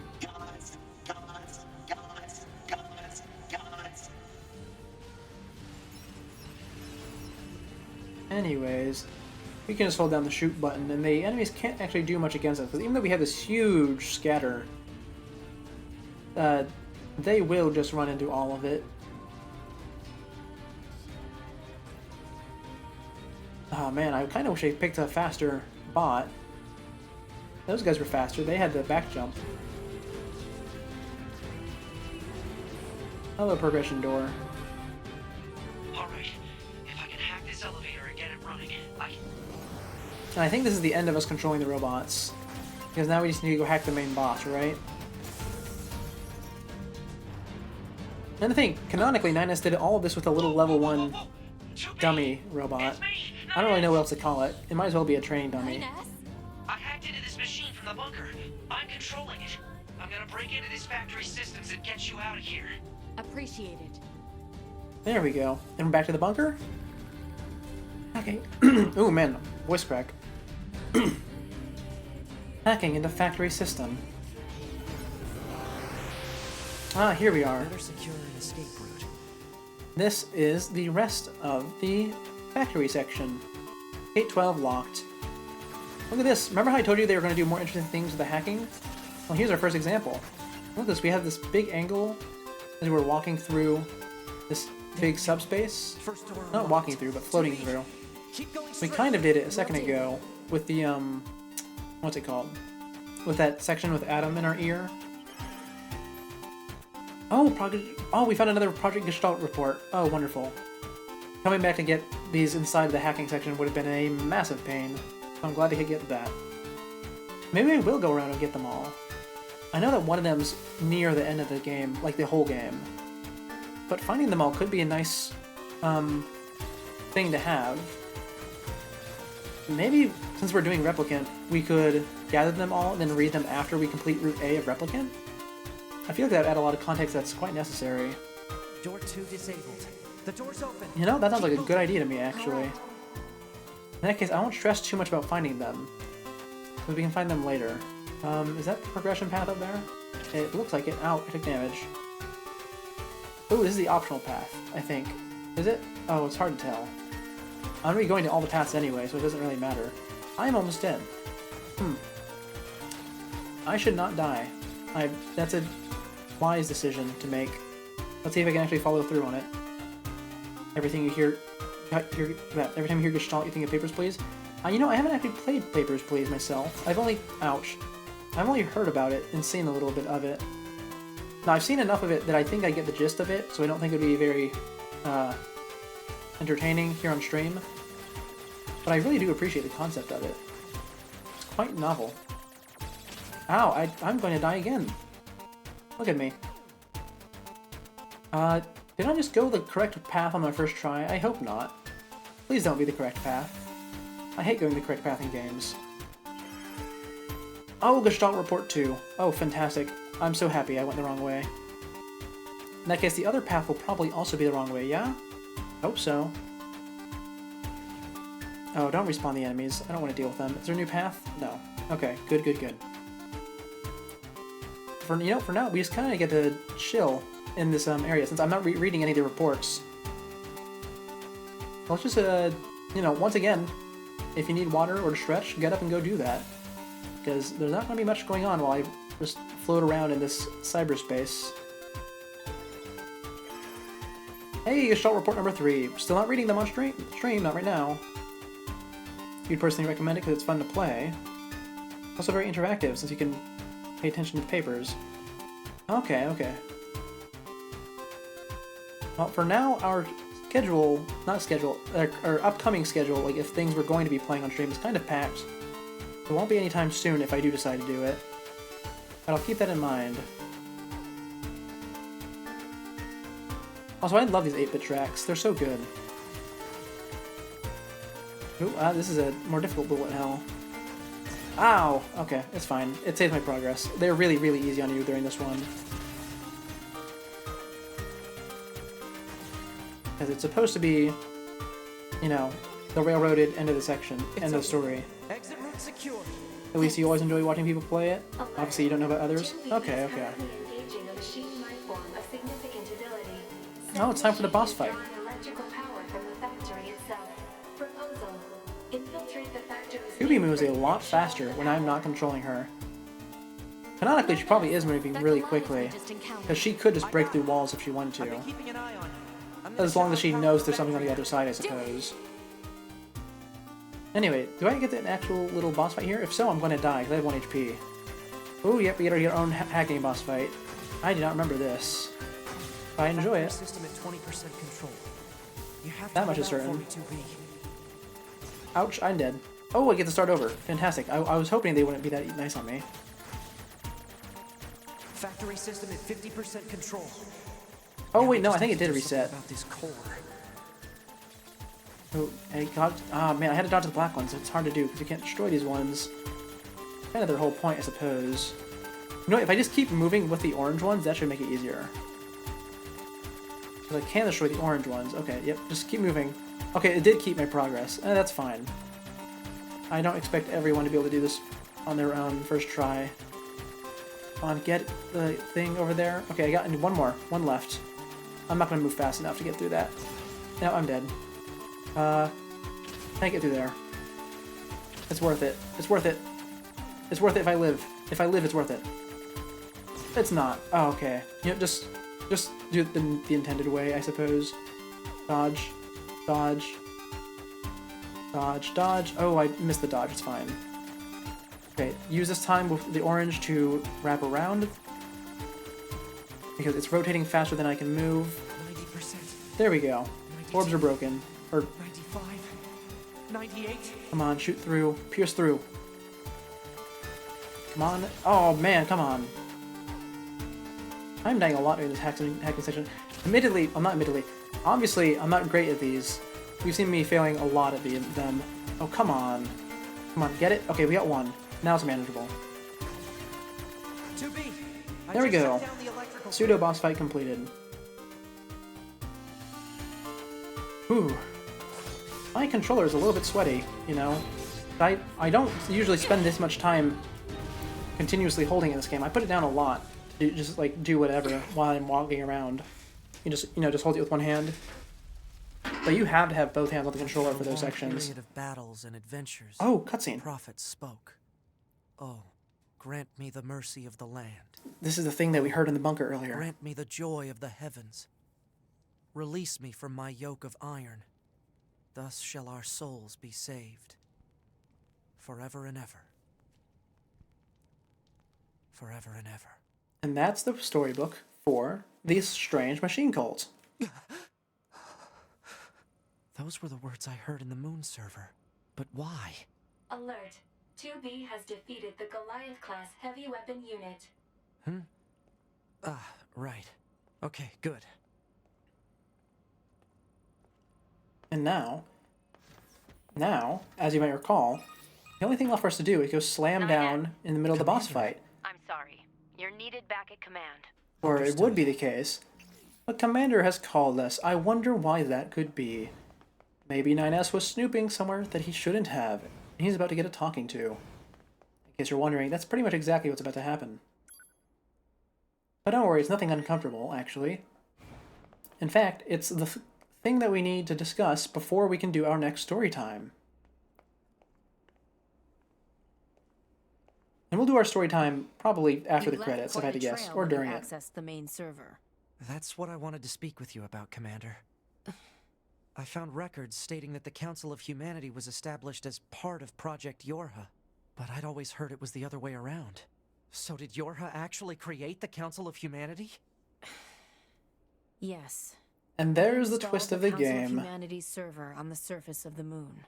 But that means mankind no longer exists. That's right. For anyone who's played Nier Replicant, they already knew this from the beginning. Humans never went to the moon at all. But that's kind of one of the joys of this game, is that whether you played this one first or Replicant first, the other one will have twists that are still relevant to you. Data relating to the human genome. But why would you? Humans or rather, there will be twists. I'm not sure. The twists are still good, regardless of which one you play first. If you want to look at it, I Because won't obviously stop some things you. will get spoiled, but some things will not, and they'll be more impactful because you know the context around them. Wait, you're just giving me this? But why? No one fights without a reason. And we need a god worth dying for. There's her impactful line. Little cutscene. What path will you take? It's up to you to decide. So before we progress, we are going to read that little archive she gave us. You can see Ninus is very conflicted over this whole thing. Why? Why did you have to die? Oh, here's Eve. It's not fair! My only brother. Damn them! I'll kill them! I swear I'll kill them all! Oh, he's very upset about this whole thing. The human race is gone. Okay, before we progress, we have two things to do. First of all, I completely forgot this whole time. I forgot to put the lunar tear in his hair. Look at this, we've had this in the inventory this whole time. And there it is. He wears it a bit weirder than the other two, like a bit lower on his head. You expect them to put it a bit higher, but it still looks good on him, I suppose. Actually, why is it so low? I don't remember it being like that. Maybe it's because I'm used to... I don't know. Oh, well, either way, it looks good on him. Maybe it's because we're in the bunker and we have a weird angle and weird filter on. That's probably it. Anyway, the actual thing we're going to do is we're going to read that archive. Let's go see it. I don't think it's an especially lengthy one. Top secret Project Yorha. Project Yorha is a comprehensive information project intended to enhance android morale. This entry details the circumstances that led to its proposal, as well as information related to operations conducted during its individual phases. Note that this document is marked with Level S confidentiality and should not be disclosed to any Yorha personnel, save for the commander. Human extinction. Following the collapse of Project Gestalt around 3400 CE, the remaining androids searched for a way to revive humanity, but they were unable to discover an answer, and humans went extinct by roughly 4200 CE. Afterward, the genes of the Gestalts and the structural information of the remaining replicants were recorded and sent to a storage facility on the moon. Loss of android morale. The news of humanity's extinction was meant to be a closely guarded secret, but rumors of the event eventually began to leak out. Having lost the one thing they were programmed to protect, android morale began a precipitous decline. Concerned by this turn of events, Command designed Project Yorha as a means to lift android spirits. Project 1-3, Lunar Server. The first stage of the project was spreading the word among resistance groups that humanity was not in fact extinct, and that the last remaining remnants had managed to escape to the moon. This deception was supported by installing a communication server on the lunar surface to send regular transmissions. Said surface was designed to be manned by as few maintenance personnel as possible. Project 2-1, Establishment of the Yorha Squadron. Through the dramatic alteration of the Next Generation Combat Unit project that had been proposed at the time, new Yorha models began to be manufactured. Official models were created following the implementation of data acquired from an experimental squadron, and were then deployed to all regions. Certain members of the Yorha operation staff, however, were informed of the full scope of the project. These units were tasked to operate and protect the server on the moon. And that is the end of the Project Yorha file we got. Needless to say, it's pretty grim. You know, everything that the androids cared about is gone, or are gone, and they've been gone for 10,000 odd years at this point. And they're still fighting because they have deified humanity. Now, let's see what 9S does with that information. Or at least, we would see, if it's not for the fact that the final boss fight is actively occurring right now. So we gotta go help with that first.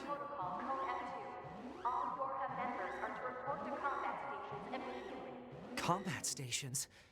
I better get a move on. Yep, let's get moving. Alert. Mission orders received. Rendezvous with and support Unit 2B near the resistance camp. You know, any details? The more I look at it, the less I actually like the lunar tier on 9S. I remember it being a lot better. I think I actually put the bow on him when I first played. I'm going to take it off of him. That's a shame. I really like how it looks on the other two. Immediate action advised. But that's fine. It's fine. We will have plenty of time to get customizations for 9S and the other playthroughs. After all, we already know that 9S lives here. Also, keep an eye out on the screen. Something's about to happen. You see that? You might have missed it. It only showed up for a second. But it's gonna. Don't worry. If you missed what just happened, it'll show up again, and it'll be a lot more obvious next time. Oh, loading map. That's not supposed to show up. Oh, we get this whole flight section going down to Earth. 2B, you okay? Oh, the planet is beautiful, Alert. as always. All communications are currently being jammed. We better hurry. Also, I don't know how especially accurate this render is. Not in terms of map-wise, but like in terms of where we're going. Because the continent of North America is supposed to be in the Kingdom of Night, but it looks pretty green still. I don't know if that was a continuity error or what. Maybe they just didn't think about it. To be fair, the Kingdom of Night's not thought about in the lore much at all. The characters barely mention it, at least. Oh, and we get another Goliath flyer. Hello. Just like last time, it's not difficult. It just got one tapped. Goliath-class enemy sighted. Where's 2B? Though to be fair, the missiles on the flight unit are absurdly powerful. Likely engaged in combat. Did we just skip the entire flight section with that? Oh, I think we did. Yep, we did. Come on, 9S, you didn't need to do that. Having that flight unit around would have been really, really useful. You okay? Good thing I landed that direct hit. Uh-oh. You'll die. Hello, Eve. I love your You're tattoos. going to die.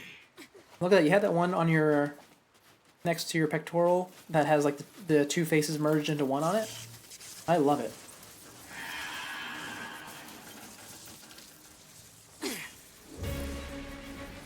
Anyway, now we get to fight the ball and the snake. 2B, you okay?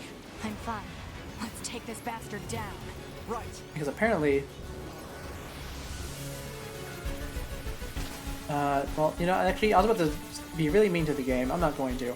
I just don't like fighting the ball and the snake. That's all we need to know. Ooh, come on. Yep, I messed up the hacking. My bad. That was actually a tough one. Also, I'm really surprised I didn't run out of healing this playthrough. I have, it looked like 19 left, if I read that correctly. Oh, I'm dead. Yeah. I failed hacking twice now. Try that again. I can just keep trying it, because this slows down time when I'm doing it.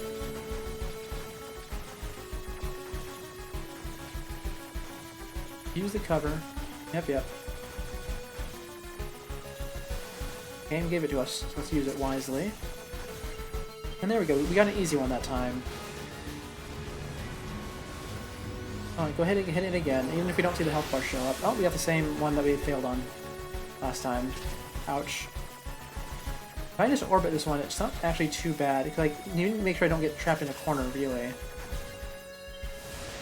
Oh, I suppose that's the case for most of them.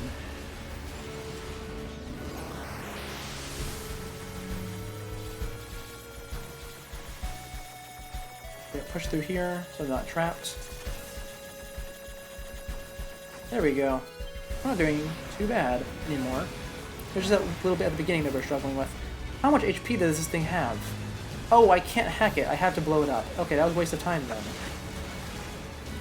Right, I forgot I had to... Oh wait, no, I can't hack it. It's taking damage without... Okay. I thought it was... I had to take out the armor first. No, we can skip that section. That's fantastic. Fantastic. It's not fantastic. It's the fact that I ran through the red block. It always happens. That's fine, though. Just don't die during this. Ouch. There we go. We made it through.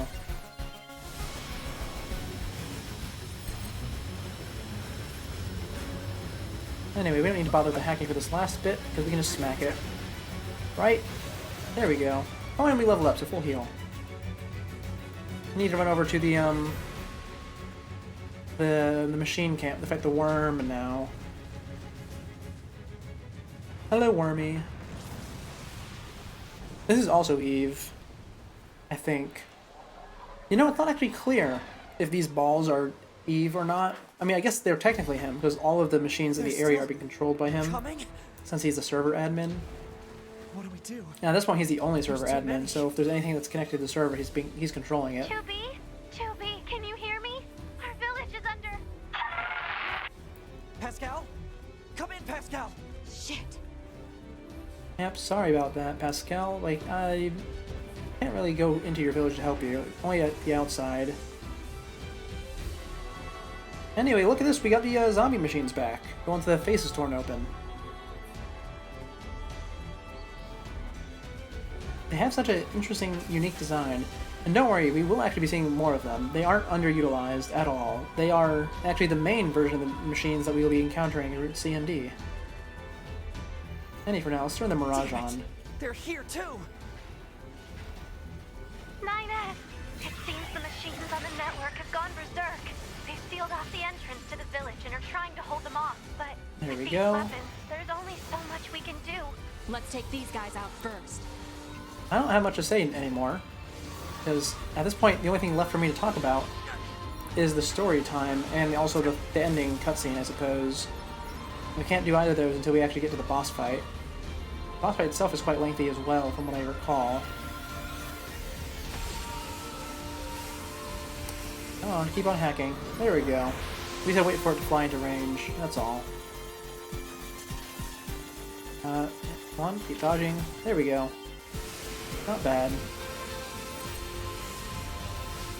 And the nice thing, we don't actually have to aim during this. We can just shoot the hacking beams while we're locked on and they'll auto-track.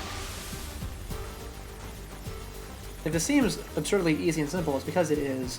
9S's hacking really dumbs down the game. For better and for worse. But at the very least, they don't ruin the final boss of the whole game. In fact, they do something really, really interesting with it. So as long as you aren't over-leveled and blast through in like a single hack, it'll be interesting still. Did I kill it? And it's just flying around still? 'Cause I can't really lock on to hack it. Yeah, the hacking's not available. I didn't break it, did I? By attacking it without actually physically hitting it? Oh, okay, I didn't. It just was being weird with its hitboxes.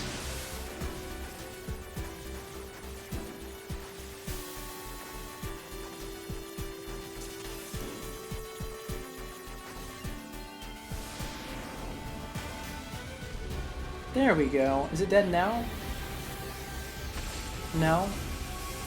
I don't think I'm supposed to be hacking it this much because it's definitely not taking its intended flight path. It's sort of freaking out everywhere. And I don't mean that in the ragdoll sense, I just mean that it's not, like, it's charging into the building, which it's most certainly not supposed to be doing.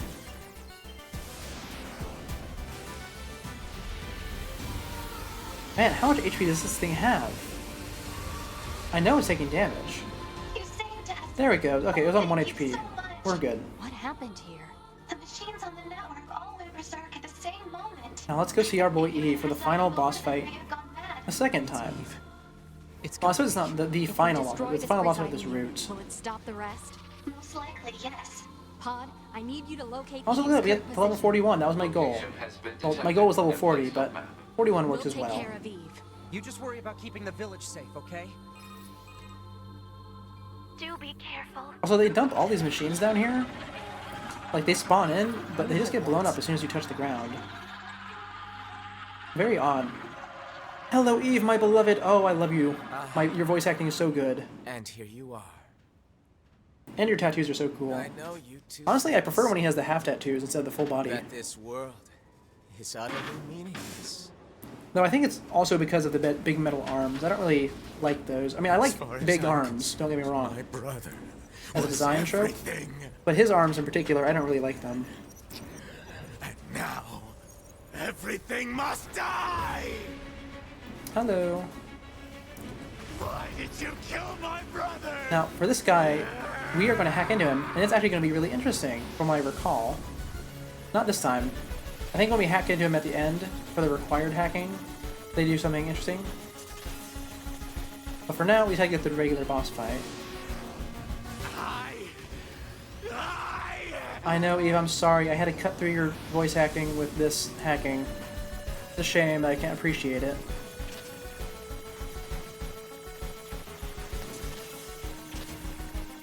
Ah, come on, man. Don't make me lose here. There we go, we got it. Just a few more. I don't even forget if I had to deplete his entire health bar this first phase, or if he, like, sort of blasts us off in order to go transfer into second.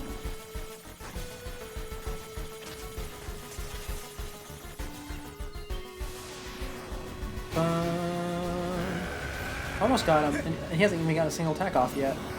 Yeah, there he is in second phase. We do have to deplete the whole health bar. Luckily, lock-on still means I don't have to actually fight. I just had to stand here. And there we go, final hack of the first phase. Or, I guess, second phase. First health bar. That's the word I was looking for. Oh, he might actually get me with this one. Nope, I'm good. No, they didn't actually finish him off. Is he invulnerability because he's phase changing? That might be it. I know they get invulnerability during dialogue. Or certain dialogue, at least. I remember that actually was a pain for me in Nier Replicant. There's a set of achievements for beating each of the bosses in a certain amount of time. But all the bosses have starting dialogue, or something equivalent to it. So it kind of is a pain. Massive energy signature detected. Since he had sort of had to just wait for that to be. Well, you can't wait for it to be finished. You had to keep hacking through it, but you can't like interrupt him or anything. Anyway, here's the required hacking section that we're about to do. We'll never get anywhere like this. I'm going to try hacking in. Is this it, or is this a regular hacking section because I did it too early? I don't know. But it's definitely a harder one. That's for certain. I might actually die during it. No, we're good. Back me up, 2B. On it. Come on. Ah, here it is, the first unique hacking section. Look at this! He's actually in here. Shit! Stupid barriers! Isn't that cool? I love these bits where they play with the hacking interface.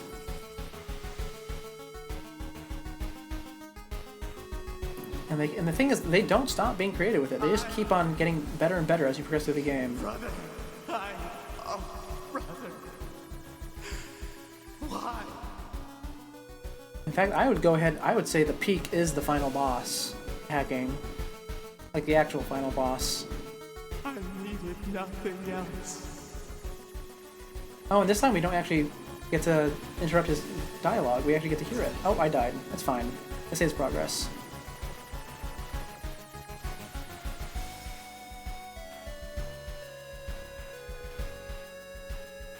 What is this? Alert. Disruption detected in Yorha Unit 9S's self-consciousness data. Wrong way. Corruption potential critical. Evacuation recommended. Can't. Not when I'm this far in. And if I stay quiet, we should be able to hear Eve speaking a bit more. My brother was everything to me. My life was contained in our moments. Alert. Corruption confirmed in Yorha Unit 9S's self-consciousness data. Immediate Also, I love the chromatic aberration effect they have during this. It's quite nice. A little more. If I can remove Eve's object control function. That won't help too much, because he'll still float, I think. Unless he counts as an object. Oh, and here it is. Look at this little house. Listen to me, Adam. I never disliked fighting, but I didn't want you to be hurt. And I especially didn't want to lose you. So let's go somewhere quiet. Together, my brother. Oh, I love the two of them. They're fantastic. Anyways, we have a little bit more of the fight left, or is this actually the end? I think this might actually be the end. Do we still do the flying section? Or the section where he's flying? No, we don't, because the sword's broken now, right? And I think this is the ending cutscene. I think. I'm not sure yet. I'm gonna keep on talking a little bit, because I'm not sure. Because we do have that section at the end of the fight where we sort of stagger around, unable to attack, and the sword is broken, so this could be that section. This is that section. Okay, we're not done quite yet. Also, look at that. His tattoo has changed. The two faces are in the middle now. I don't think I've ever noticed that before.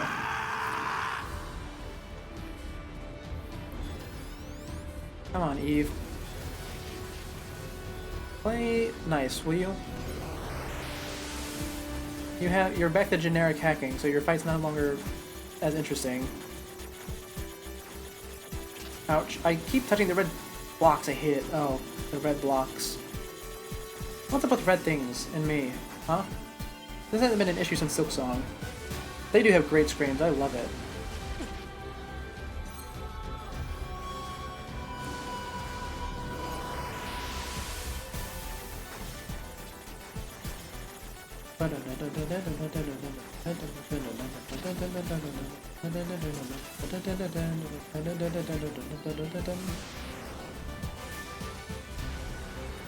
There we go.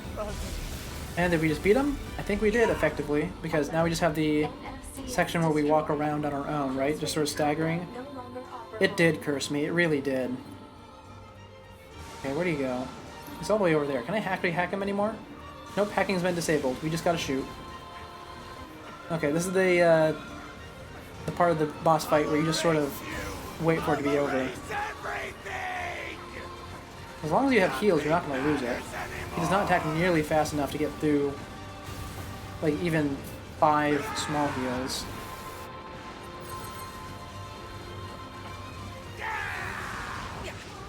And I think I asked this last time. I don't actually remember if I had to run down the clock or not. Maybe just made me aware of the curse? I don't know, actually. I mean, I don't think I've had issues with red things before that. Also, did you see that? I almost ran out of small recoveries. And, oh, by the way, that thing that happened earlier, in case you missed it, is about to happen again. Wait, not yet, actually. A little bit longer. I'll tell you when. Oh, I love this scene, as always. The way the music cuts out, it's perfect. Love it. Phenomenal. Also, now, we have a little bit of context as to why 9S survives this. It's not literally a Deus Ex Machina, but it's because he was entangled in the machine's servers for all that time when he was trapped in the copied city with Adam, and because he did not fix his and 2B's consciousnesses in the bunker when he was up there, because he found that error. I really screwed up. So now, as the machines start taking over his body, I must have been corrupted when Eve detached from the you get to watch this cutscene again. No. It's okay. I can always reload my backup data from the bunker. But you'll lose you. You don't pay attention to the visuals unless you're otherwise told? Aye. I certainly understand that. I don't pay attention to streams if I am watching them visually, unless I have a reason to. 9S. Anyways, it's around this section, when 2B starts choking out 9S, the thing's gonna happen again, but it's gonna be a lot more explicit this time.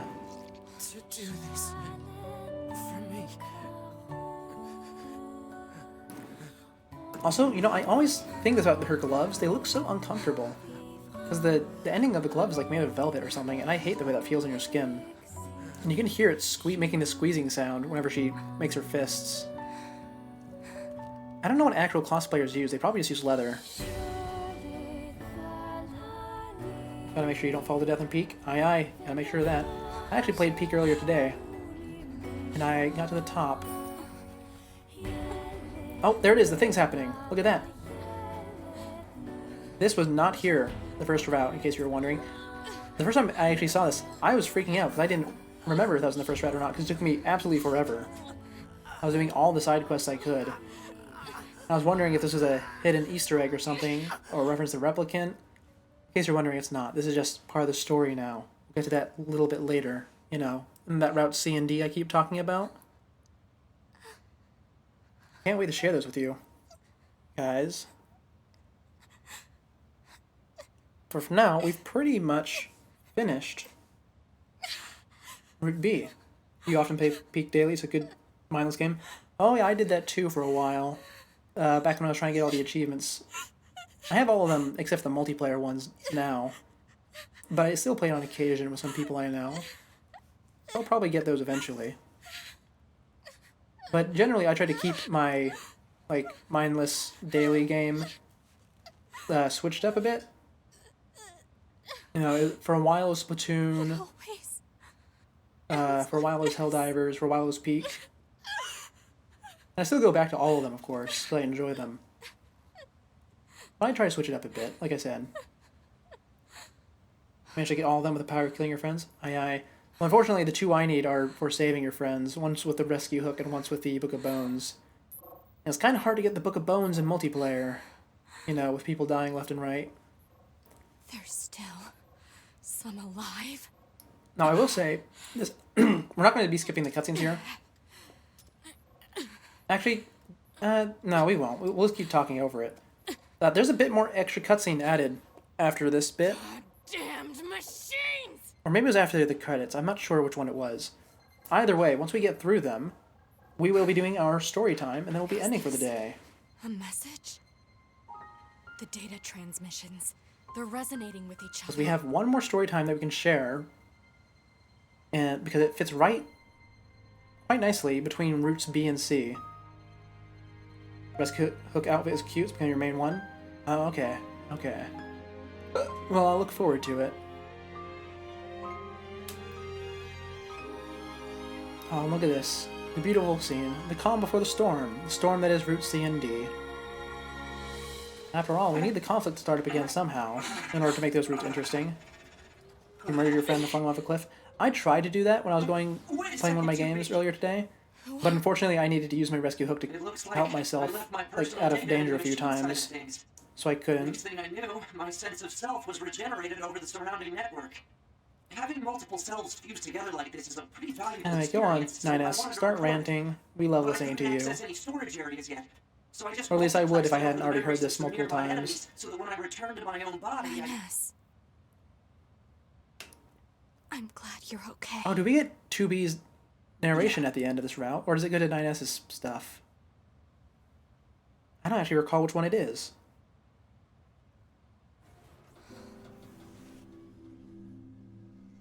And so, Oh, it's 9S's the final narration. battle with Adam Good, good. and Eve came to an end. This battle will likely have a great effect on the outcome of the war. 2B and I, our battle will continue for some time to come. They most certainly That's will. another story for another day. Yes, it is. A story not for tomorrow. Tomorrow we'll do something else, I think. We just did 3 days of Nier in a row. But don't worry, Nier will be on the schedule for next week, and the new ending, or not to be. Wonderful. Now, once again, we will be skipping the credits. The game will force us to watch them at some point, but for now, we're not going to be playing the very much copyrighted music for fun. We will be, Oh, actually, hold on, we can't skip it yet, because we have this whole section in the bunker where we can walk around during the credits, don't we? Okay, I forget if the important thing is here or not. There is an important thing after the credits. Managed to get another friend in the peak recently. Hoping to get a 4-player game soon? Aye aye. The more people, the better. After all, it means the higher chance of dying. Don't tell me control not 2B. Oh, it's the same as last time then. Okay. Maybe we'll have more... actually, hold on. I don't remember if we even did this last time, did we? I think I just straight up skipped it. Oh, Weight of the World's getting quite loud. Hi, 9S. Hey, 2B. Wow, it's really loud. I needed to give you this. And she's giving me a bunch of items. And an E-drug? Really? Say, 2B. Well, in case you can't hear it over the very loud music, 9S just decided not to tell 2B about the whole Council of Humanity thing. That's what just happened. Oh yeah, I love the proximity chat. It's fantastic. I'm going to keep trying to keep talking so that this part of the stream doesn't get muted, you know. Like I said, very copyrighted song. Oh, preview! Look, we can look at this. This is a preview for Route C&D. Put a whole trailer for it in the middle of the game. Your homeland stolen. We will never give Look at up this, our new out struggle. for 2B. We'll get to see that. The seas, It looks the really good. skies, the And we get to talk to Devlin Popola. Oh, it's amazing. take back our world And from the A2. scourge of the machine. It's amazing. Again. We will not fail in this mission. Here and now, we will put an end to this. Oh, look at A2 gets a haircut. It's amazing. I'm gonna keep saying it's amazing because I don't want to spoil anything. That's the only thing I can say without spoiling things. Near Automata, Route C and D, Meaningless Code and Childhood's End. As I said, they play out simultaneously as we swap between all the characters.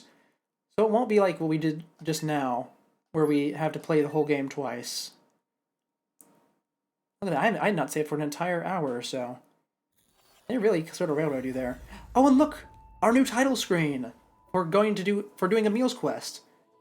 Now, there is actually one more title screen that we will be getting later on in the game, but not quite yet. But for now, we have our story time. So let's go ahead and put our screen back in the middle, shall we? That doesn't really fit with the title in the way, does it? Hold on, let me move it. That works a bit better, I suppose. I know, I love the start screen. Now then. Story time, story time. Let's see, do I have it pulled up still? Hold on, let me close some tabs, because I don't need all these open anymore. Here we are. This story shall be A Much Too Silent Sea. And this will be the last thing we do today before ending. Her consciousness surfaced rapidly from the depths of slumber. She felt stimuli behind her closed eyelids. It's probably getting brighter. Irritated, she tried to pull her blankets up to cover her head.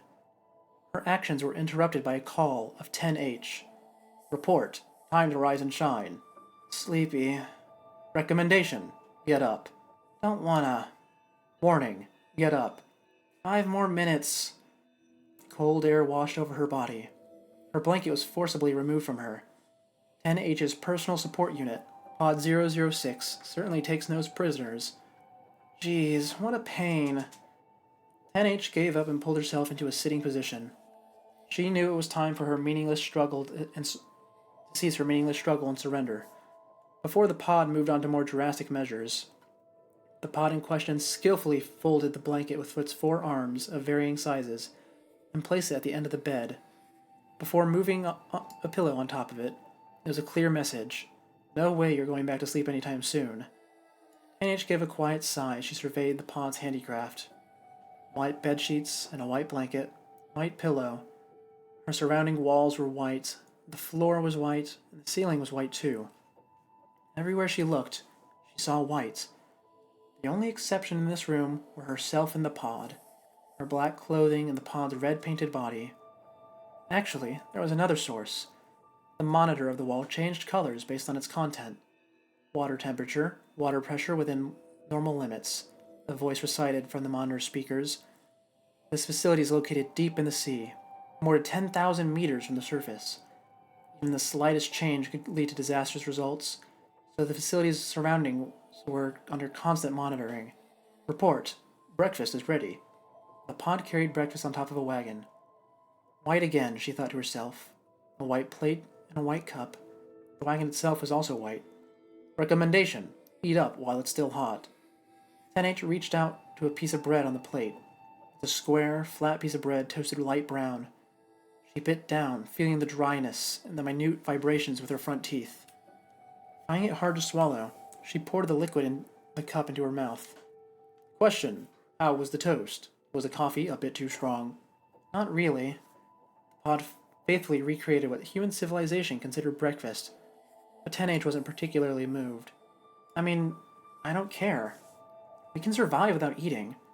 Denial. A healthy lifestyle begins with good habits. You have to sleep properly and eat properly. Breakfast will leave you pumped up and ready to go. Pumped? What does that mean again? Oh, right. Motivated to undertake tasks. Pod 006 used a lot of ancient words from back when human civilization still existed.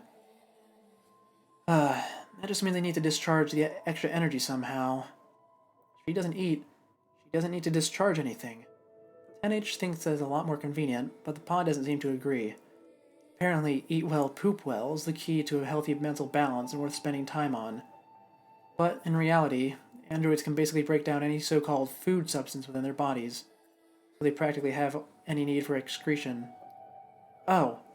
Her toe slipped through her hand and landed on the plate. Upon closer inspection, she saw that her fingers were damaged. She thought she was having trouble holding the cup because of grogginess, but it looked like her fingers were suffering from decreased functionality. How did this happen? Answer: stress from carrying objects. Was that the cause? They received a shipment of supplies yesterday, and while she remembered that she helped the pods move supplies around, she wasn't sure if she was quite passionate enough about the work to actually strain herself. Recommendation: don't overexert yourself. Alright, I'll be more careful. She couldn't even remember something that happened yesterday. Did it have anything to do with the whole mental balance thing? Maybe the pod had a point, 10H thought to herself. She should probably start eating properly. 10H's room wasn't the only area that was entirely white. The same color extended to every nook and cranny of the facility. Walls, floors, ceiling. Delivering construction materials 10,000 meters below the sea must have been a hard task on its own, so whoever built this facility probably didn't have much time to spare for interior decor. However, 10H herself was only assigned to this facility after it began operating, so it's not like she can speak from personal experience or anything. This was simply her hypothesis. They built a facility so deep in the sea, fully aware of the constant struggle against the water pressure, for exactly one purpose. They cannot afford to have this place discovered by the machine lifeforms. This facility houses backup servers that were made in anticipation of emergencies. Every piece of data concerning the moon's Council of Humanity, as well as all Yorha squads, are stored here. Yorha unit data might be an acceptable loss, but humanity's data is most definitely the most important thing in the world. Server room number 27, all clear. 10H immediately tried to shut the door and was met with scolding. Warning, please do a more thorough check. But I don't really understand all the details. A non-trivial amount of effort and technology was required to store such a large amount of data in the limited space they had under the sea. So the servers here were all constructed in strange and complicated ways. Maybe a Type S could make heads and tails of it, but as an H-Type who specialized in repairs and tuning, she didn't think it'd be worth trying. Anyways, even if she didn't understand it herself, as long as the pods do, it's fine. 15 Pod 006s were hard at work in server room number 27. 15 bright red pods. They really stood out against the white walls and roofs, almost to an offensive extent. 15 streams of voices filled the room. Proposal: today feels like a bad day. Why don't we reorganize the data on another day? Not recommended. We can't break procedure. Answer: I was just joking. Report: more importantly, did you hear? Today's lucky number is 9. Proposal: so should we do our work while floating upside down? Refusal: don't wanna. Are you actually serious? What's going on with this conversation? NH massages her temples. Are their minds really that empty? Oh well. She supposed she wasn't that much better herself. Since there's not much to do, she didn't have a lot of opportunities to exercise her mind either. NH's main job involved the maintenance and inspection of the pods, and undertaking the necessary repairs when they malfunction. That's why an H-type android was stationed at this facility. However, pods don't really break down all that often. They could even take care of most minor repairs themselves. Since pods are android support units, they're well equipped to deal with emergencies. They come pre-installed with simple repair programs. Basically, they don't need 10H. A long time must have passed since she was first assigned to this facility, but 10H can't recall the exact amount of time. At some point she found the daily, "This is the X day of your assignment, and your total operation time is X hours" announcement too annoying. Stop listening to information about the passing of time. I didn't see any red flashing lights, so we're okay, right? Understood. Well, I suppose. Cool. Let's go on to the next one. She emerged from the corridor and started climbing the stairs. Since the many server rooms were interconnected like a web structure, the nearby corridors were filled with curves, slopes, and stairs. Walking is such a pain! Denial. Walking makes good exercise. I get that, but why do I have to wear these shoes? The bottom of her shoes were fixed with magnets, which made each step significantly harder. Walking around the facility in these shoes certainly made good exercise, but it didn't change the fact that it was a goddamn pain. Recommendation: stop complaining and start walking. Recommendation: your response. Yes. The first thing she saw after climbing the stairs were the flashing words, "On the air." It's the broadcast room. She was told that the Council of Humanity's broadcasts are relayed through this room. Maybe it's to prevent someone from pinpointing the moon server's location from the broadcast source. But she wasn't privy to the actual reason. Maybe the pod would tell her if she asked. But she didn't really want to know. She's not interested in the contents of the broadcast either. She just didn't care. There's a broadcast going on today, right? Affirmation: 972 seconds until end of broadcast. What a lucky day, she whispered to herself. Since she was forbidden from entering the room during broadcasts, she could basically skip over this room. It's like taking a shortcut, even if it didn't actually get her anything. Aside from more free time, she supposed. I'm bored. NH yawned as she moved another chess piece. Once she's done with her morning patrols, she didn't have anything to do until lunch. And once she's done with lunch, she'd be free until dinner. In essence, most of 10H's day consisted of free time. Recommendation: cover your mouth when you yawn. Geez, don't be so picky. Not recommended. Nope, that's bad manners. Pod 006 had a lot of opinions. 10H remembers other pods as being more businesslike and not engaging in small talk all that often. But since 10H was the only android assigned to this facility, the talkative and somewhat annoying Pod 006 was the only pod deployed here. Pods were supposed to operate with a set of 3 bodies, but the pod in this facility was a specialized model that utilized a few hundred bodies. That's just the minimum amount required to maintain this facility. One of them always followed 10H around. But since all the pods looked the same, 10H couldn't tell whether Pod 006 was with her right now was the same as the Pod 006 as yesterday. But since Pod 006 only had a single self-consciousness, pods didn't quite care enough to make that distinction. Apparently every single one of those hundreds of pods was Pod 006. 10H found it hard to wrap her mind around that fact. Oh, wait, hold up, I take that back! She was so caught up in her own thoughts that she missed an opportunity to take one of the pod's pieces. Refusal. This is the 3rd time. I told you, there'd be no next time. Just this once. It's only been 3 times today, right? Refusal. You said the same thing yesterday. Just this once. And how many times did you actually retract your moves? Like 10 times? Denial. 13 times. Don't try to lie to me. It's too small of a number to misremember. Both 10H and 006 can memorize this level of information, as long as it isn't actively deleted. I mean, my AI isn't used for playing chess. Cut me some slack. Refusal. No way. Sparks flew from the tip of the pod's arms. I got it, so no violence, please. Understood. It's good to hear that. The pod used its arm, no longer surrounded by sparks, to move its night piece. 10H tried her hardest to hide the smile that was threatening to form on her face. It's my turn, right? Affirmation. Go ahead. Your bishop is mine! Proposal. Wait, let me take that back. Not hearing any of that. Like 10H, 006 wasn't equipped with chess AI either. Deep thought was never required of pods, as it wasn't necessary for the completion of their missions. Though they were both fairly good at remembering things, neither the pod nor the android had the logical processing required for chess. So what if you made them fight each other? Chess quickly degrades into a somewhat silly game where the only way to victory is to fish your opponent's mistakes, often by talking about unrelated topics. I feel like we're playing a completely different game. 10H flicked a piece off the chessboard. Just like her shoes, the chess pieces have magnets attached to them, so a simple flick wasn't enough to budge them at all. She heard that the combo of metal chessboards and magnetic pieces was invented so that humans could enjoy playing chess in shaky vehicles. First the bread and coffee, and now this. The facility was certainly filled with callbacks to human civilization. Is there any meaning to AIs battling out using a game that neither of us was specialized for? Conjecture. It just means we're bored?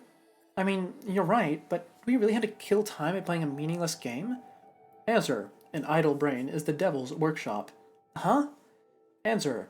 You come up with bad ideas when you have too much free time on your hand. Therefore, killing time is necessary. Source is from an ancient text concerning human civilization. She wondered whether that applied to her even though she wasn't human. But she couldn't say for sure that she didn't need to kill time. Alright, let's keep going. Agreement, so It's my turn! NH moved her own piece in a flash. Of course, the bishop was still hers to take. Sparks flew from the pod's arm for a split second. Maybe that's the pod's version of a tut. But why do we have so much free time? Answer. Free time means peace. Not a bad thing, right? I guess. No machine life form has ever discovered this place after all. They're located more than 10,000 meters under the surface. If they're attacked, that'll be the end of them. There's nowhere to escape. I mean, shouldn't they have stationed a B-type here in case of emergencies? But I guess it'll be a mostly defensive battle, so maybe a D-type is better. The facility only hosted backup data, but they're important data regardless. You can't rely on an H-type to put up a meaningful defense even if she put her life on the line. Denial. B-types and D-types cannot perform maintenance, inspections, and repairs. So, S-types? Denial. S-types get bored easily. They cannot bear to spend time on useless things. Oh, I think I get it now. She can repair pods when it's needed, and she isn't bothered by all the free time she has. In that sense, she's the most suitable for this position as an H-type. But can you fight pod? I'll have you know that I can't. Not at all. Answer. I am equipped with an acceptable degree of weaponry, so we'll be fine. I just don't need to use it on a day-to-day basis. I see. Well, then that's good to hear. There are a few hundred pods around, so as long as they can make it for 10H's lack of battle capacity. Let's see. Next up is... She tried to make her next move, but the chess piece slipped between her fingers. Rook bumped into a pawn on the chessboard and rolled off the floor. She hurriedly tried to pick it up again, but it wasn't going too well. My fingers aren't quite right today. It's been like this since the morning. What appeared to be a flesh wound on the surface might be indicative of a deeper problem inside. I'll go repair this. Not recommended. We are out of stock for finger parts. You'll have to wait until the next shipment. That's in a long while, huh? After all, they've just received a shipment yesterday that 10H helped sort out. She never thought she'd be needing repair parts because of that. Guess that's a no-go then. I'll try adjusting the program itself at least. She could probably stop herself from dropping things as frequently if she just adjusted her grip and range of movement. And that's it for today's match. 10H left the pod to clean up the chessboard and returned to her own room. She dove into her mind space and took a close look at the program responsible for controlling her fingers. She did a simple checkup on the few spots that were malfunctioning and adjusted her signal relay algorithm. It's been a long time since she did something befitting of an H-type. This will do until the next shipment of supplies. It's not like she fixed the hardware problem after all. She only made adjustments so she could perform tasks like eating and drinking without dropping anything, and moving a chess piece. She had to make trade-offs that negatively affected some of her other movements. For example, she won't be able to control the power behind actions like squeezing something with her fingertips. If she wanted to squish a bug on a window with her fingers, she is likelier to make a hole in the glass. She would probably also destroy touch panels just by using them, and keyboards were a risk too. But really, all she needed to do was refrain from operating touch panels until the next shipment, so it's not all that restrictive. She didn't have to use touch panels all that often, and the pod makes a good substitute for when she really needs to. Even better, there are no machines in the facility that require a keyboard, and no insects either. Basically, it's not all a big of a trade-off for her. Well, I got nothing to do after all. She was lucky that she wasn't operating in a place where even the slightest malfunction would be deadly. Alright, time to finish up. Huh? She found a strange thing in a strange place. Just like humans, androids do not use all the parts of their brain at the same time. They intentionally left some blank space in their minds in case of emergencies, so the blank part can act as a buffer for the unexpected load. A strange code was written right upon that blank space. Why? And who? She'd expect this kind of handiwork from a Type S, or an H-type like herself, but she's the only android in the entire facility. Of course, pods can do it too, but they would most definitely leave some traces. Writing and modifying the blank regions is not such a simple process, and it's not something that beings other than herself could easily access. So, I did this myself? If she did, she certainly didn't remember why. Did she also erase her own memories? But why? Is all this free time getting to my head?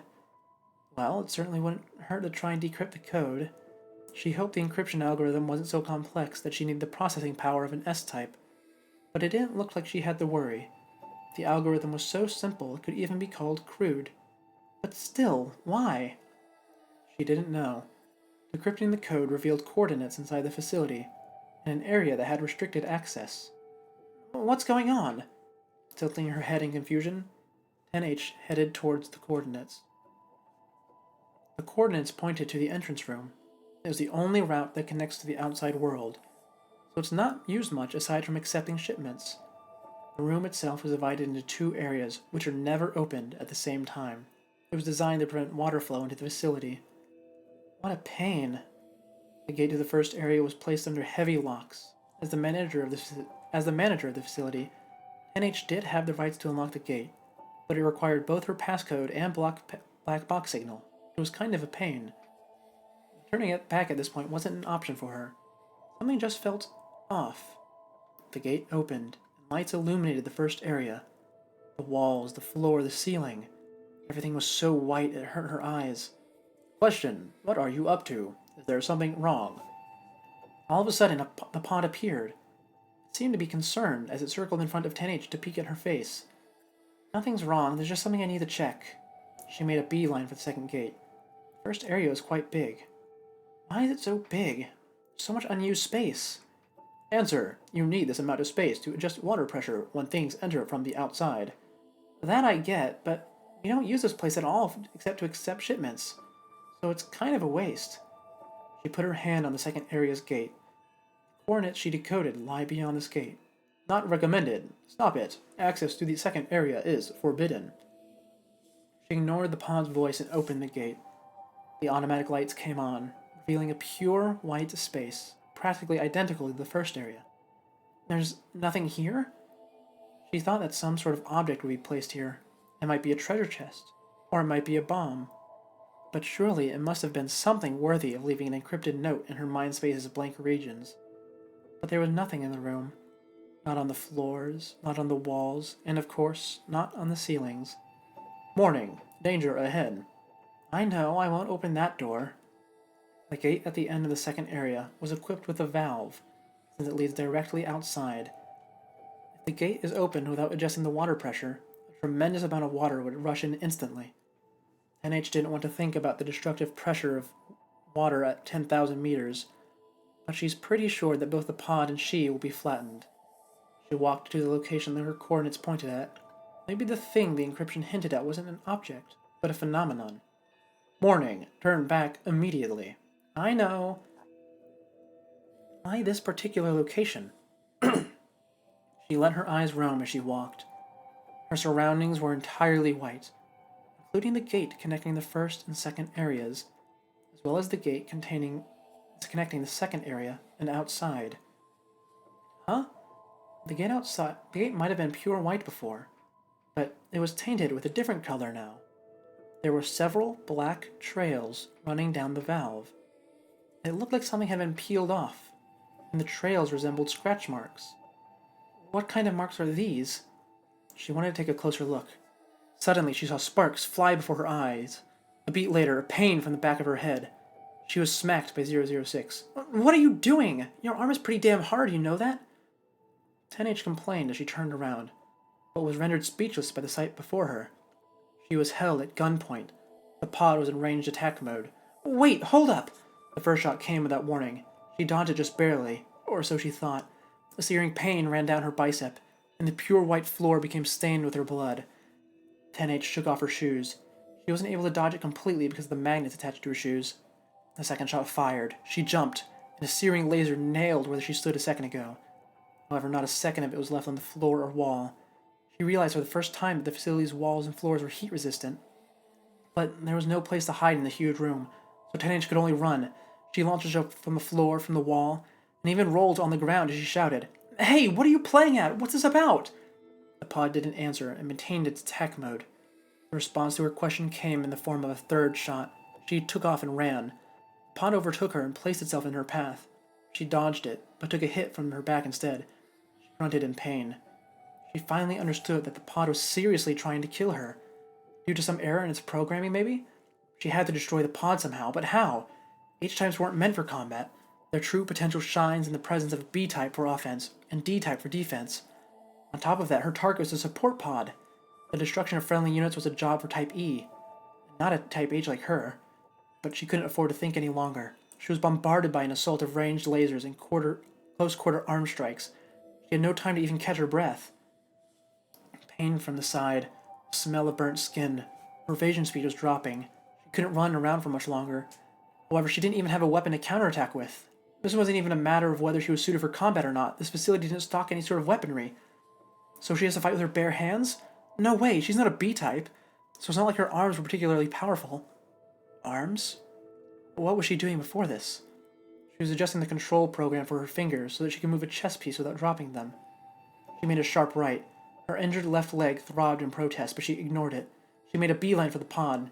The pod aimed his gun at her. She grabbed the tip of its firearm and squeezed with her fingertips. With a satisfying sound, the gun twisted and bent under her hand. Using her right hand's fingertip, she flicked away the pod's body. She curled in upon herself and braced for impact. The sound of an explosion in the air followed soon thereafter. That was too close for comfort. Thanks to her previous adjustments, the act of squeezing something with her fingertips was performed with an abnormal amount of strength behind it, so she was able to achieve feats like crushing a gun with her bare hands. It was a brute force solution. 10H took a deep breath and felt sharp pain course through her. She didn't know which of her wounds were throbbing, because she was covered in them. She didn't expect to be facing such an outrageous situation. Just what was going on? Her thoughts were interrupted again, this time by the alert announcing an enemy attack. Why? Confusion filled 10H's mind. Why was there a supposed enemy attack in the second area? Only she and the destroyed pod were here. She was confused, but intrinsically, she understood. 10H took off towards the gate, the one connecting the first and second areas, so she could lock it from this side. The hundreds of Pod 006s in this facility were united under one consciousness.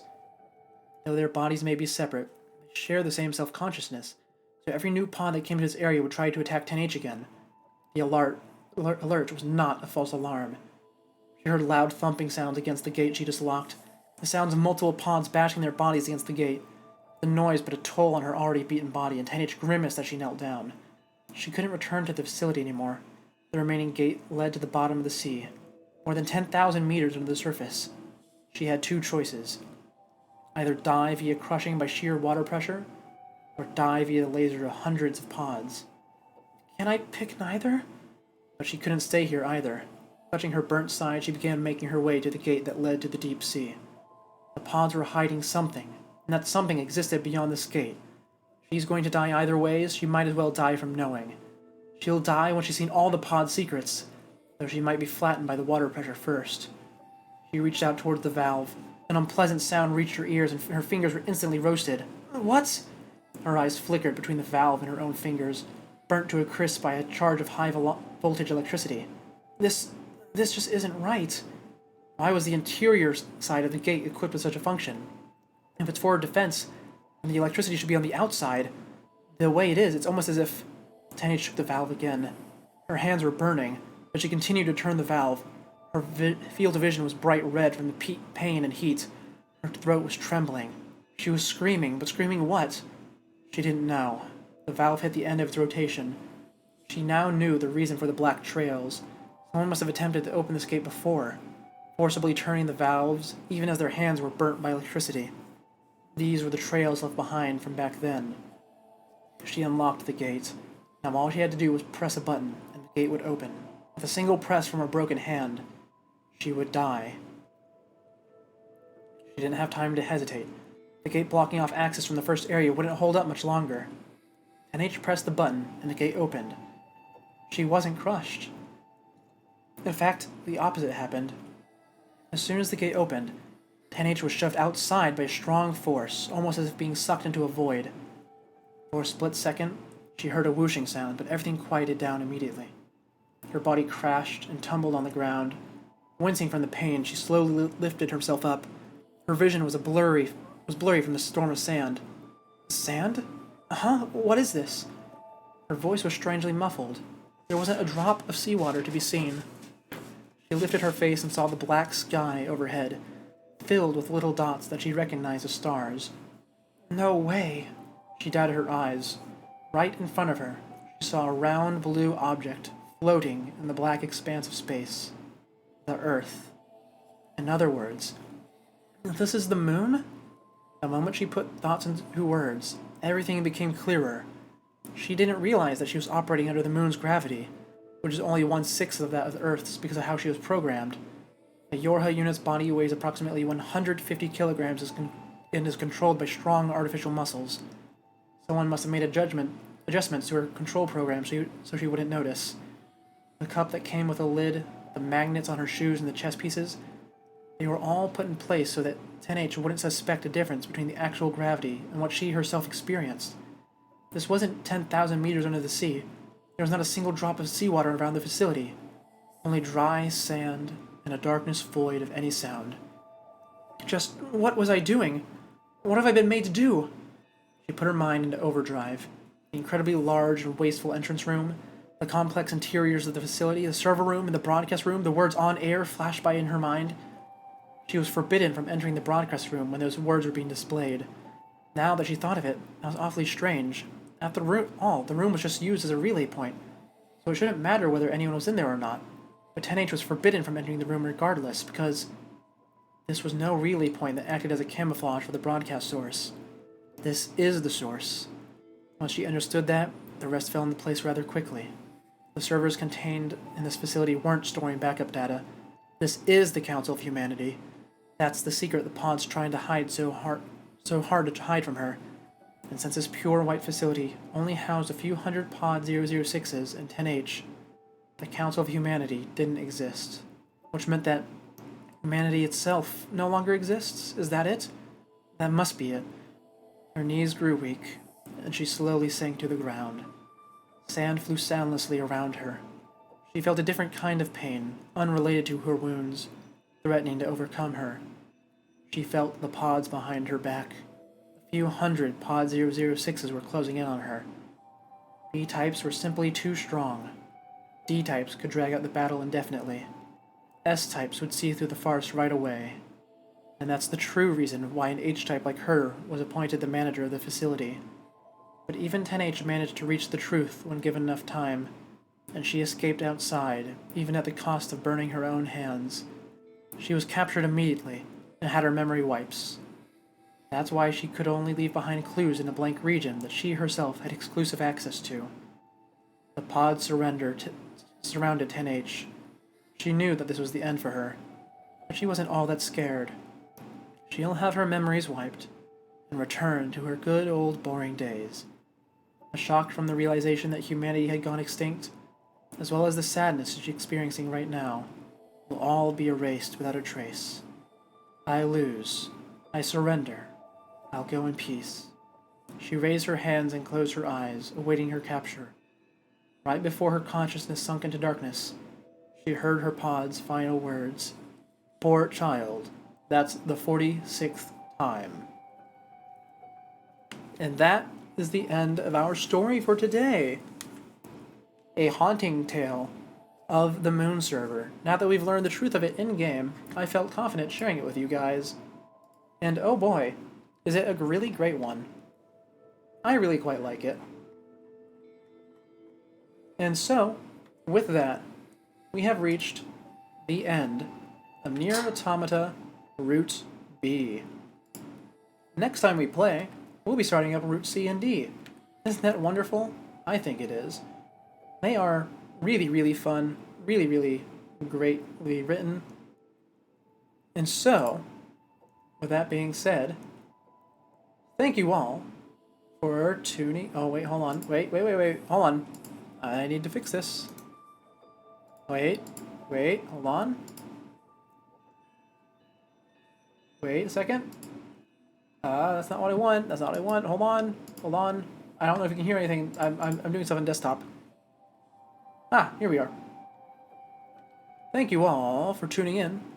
This has been Siku the Scuffed, and I am signing off. Goodbye. I'll see you all tomorrow. Yes, end of stream scuff. Actually, Yeah, no, we'll just end today. No raid. It's fine. Yep, I'll have a good day. You too.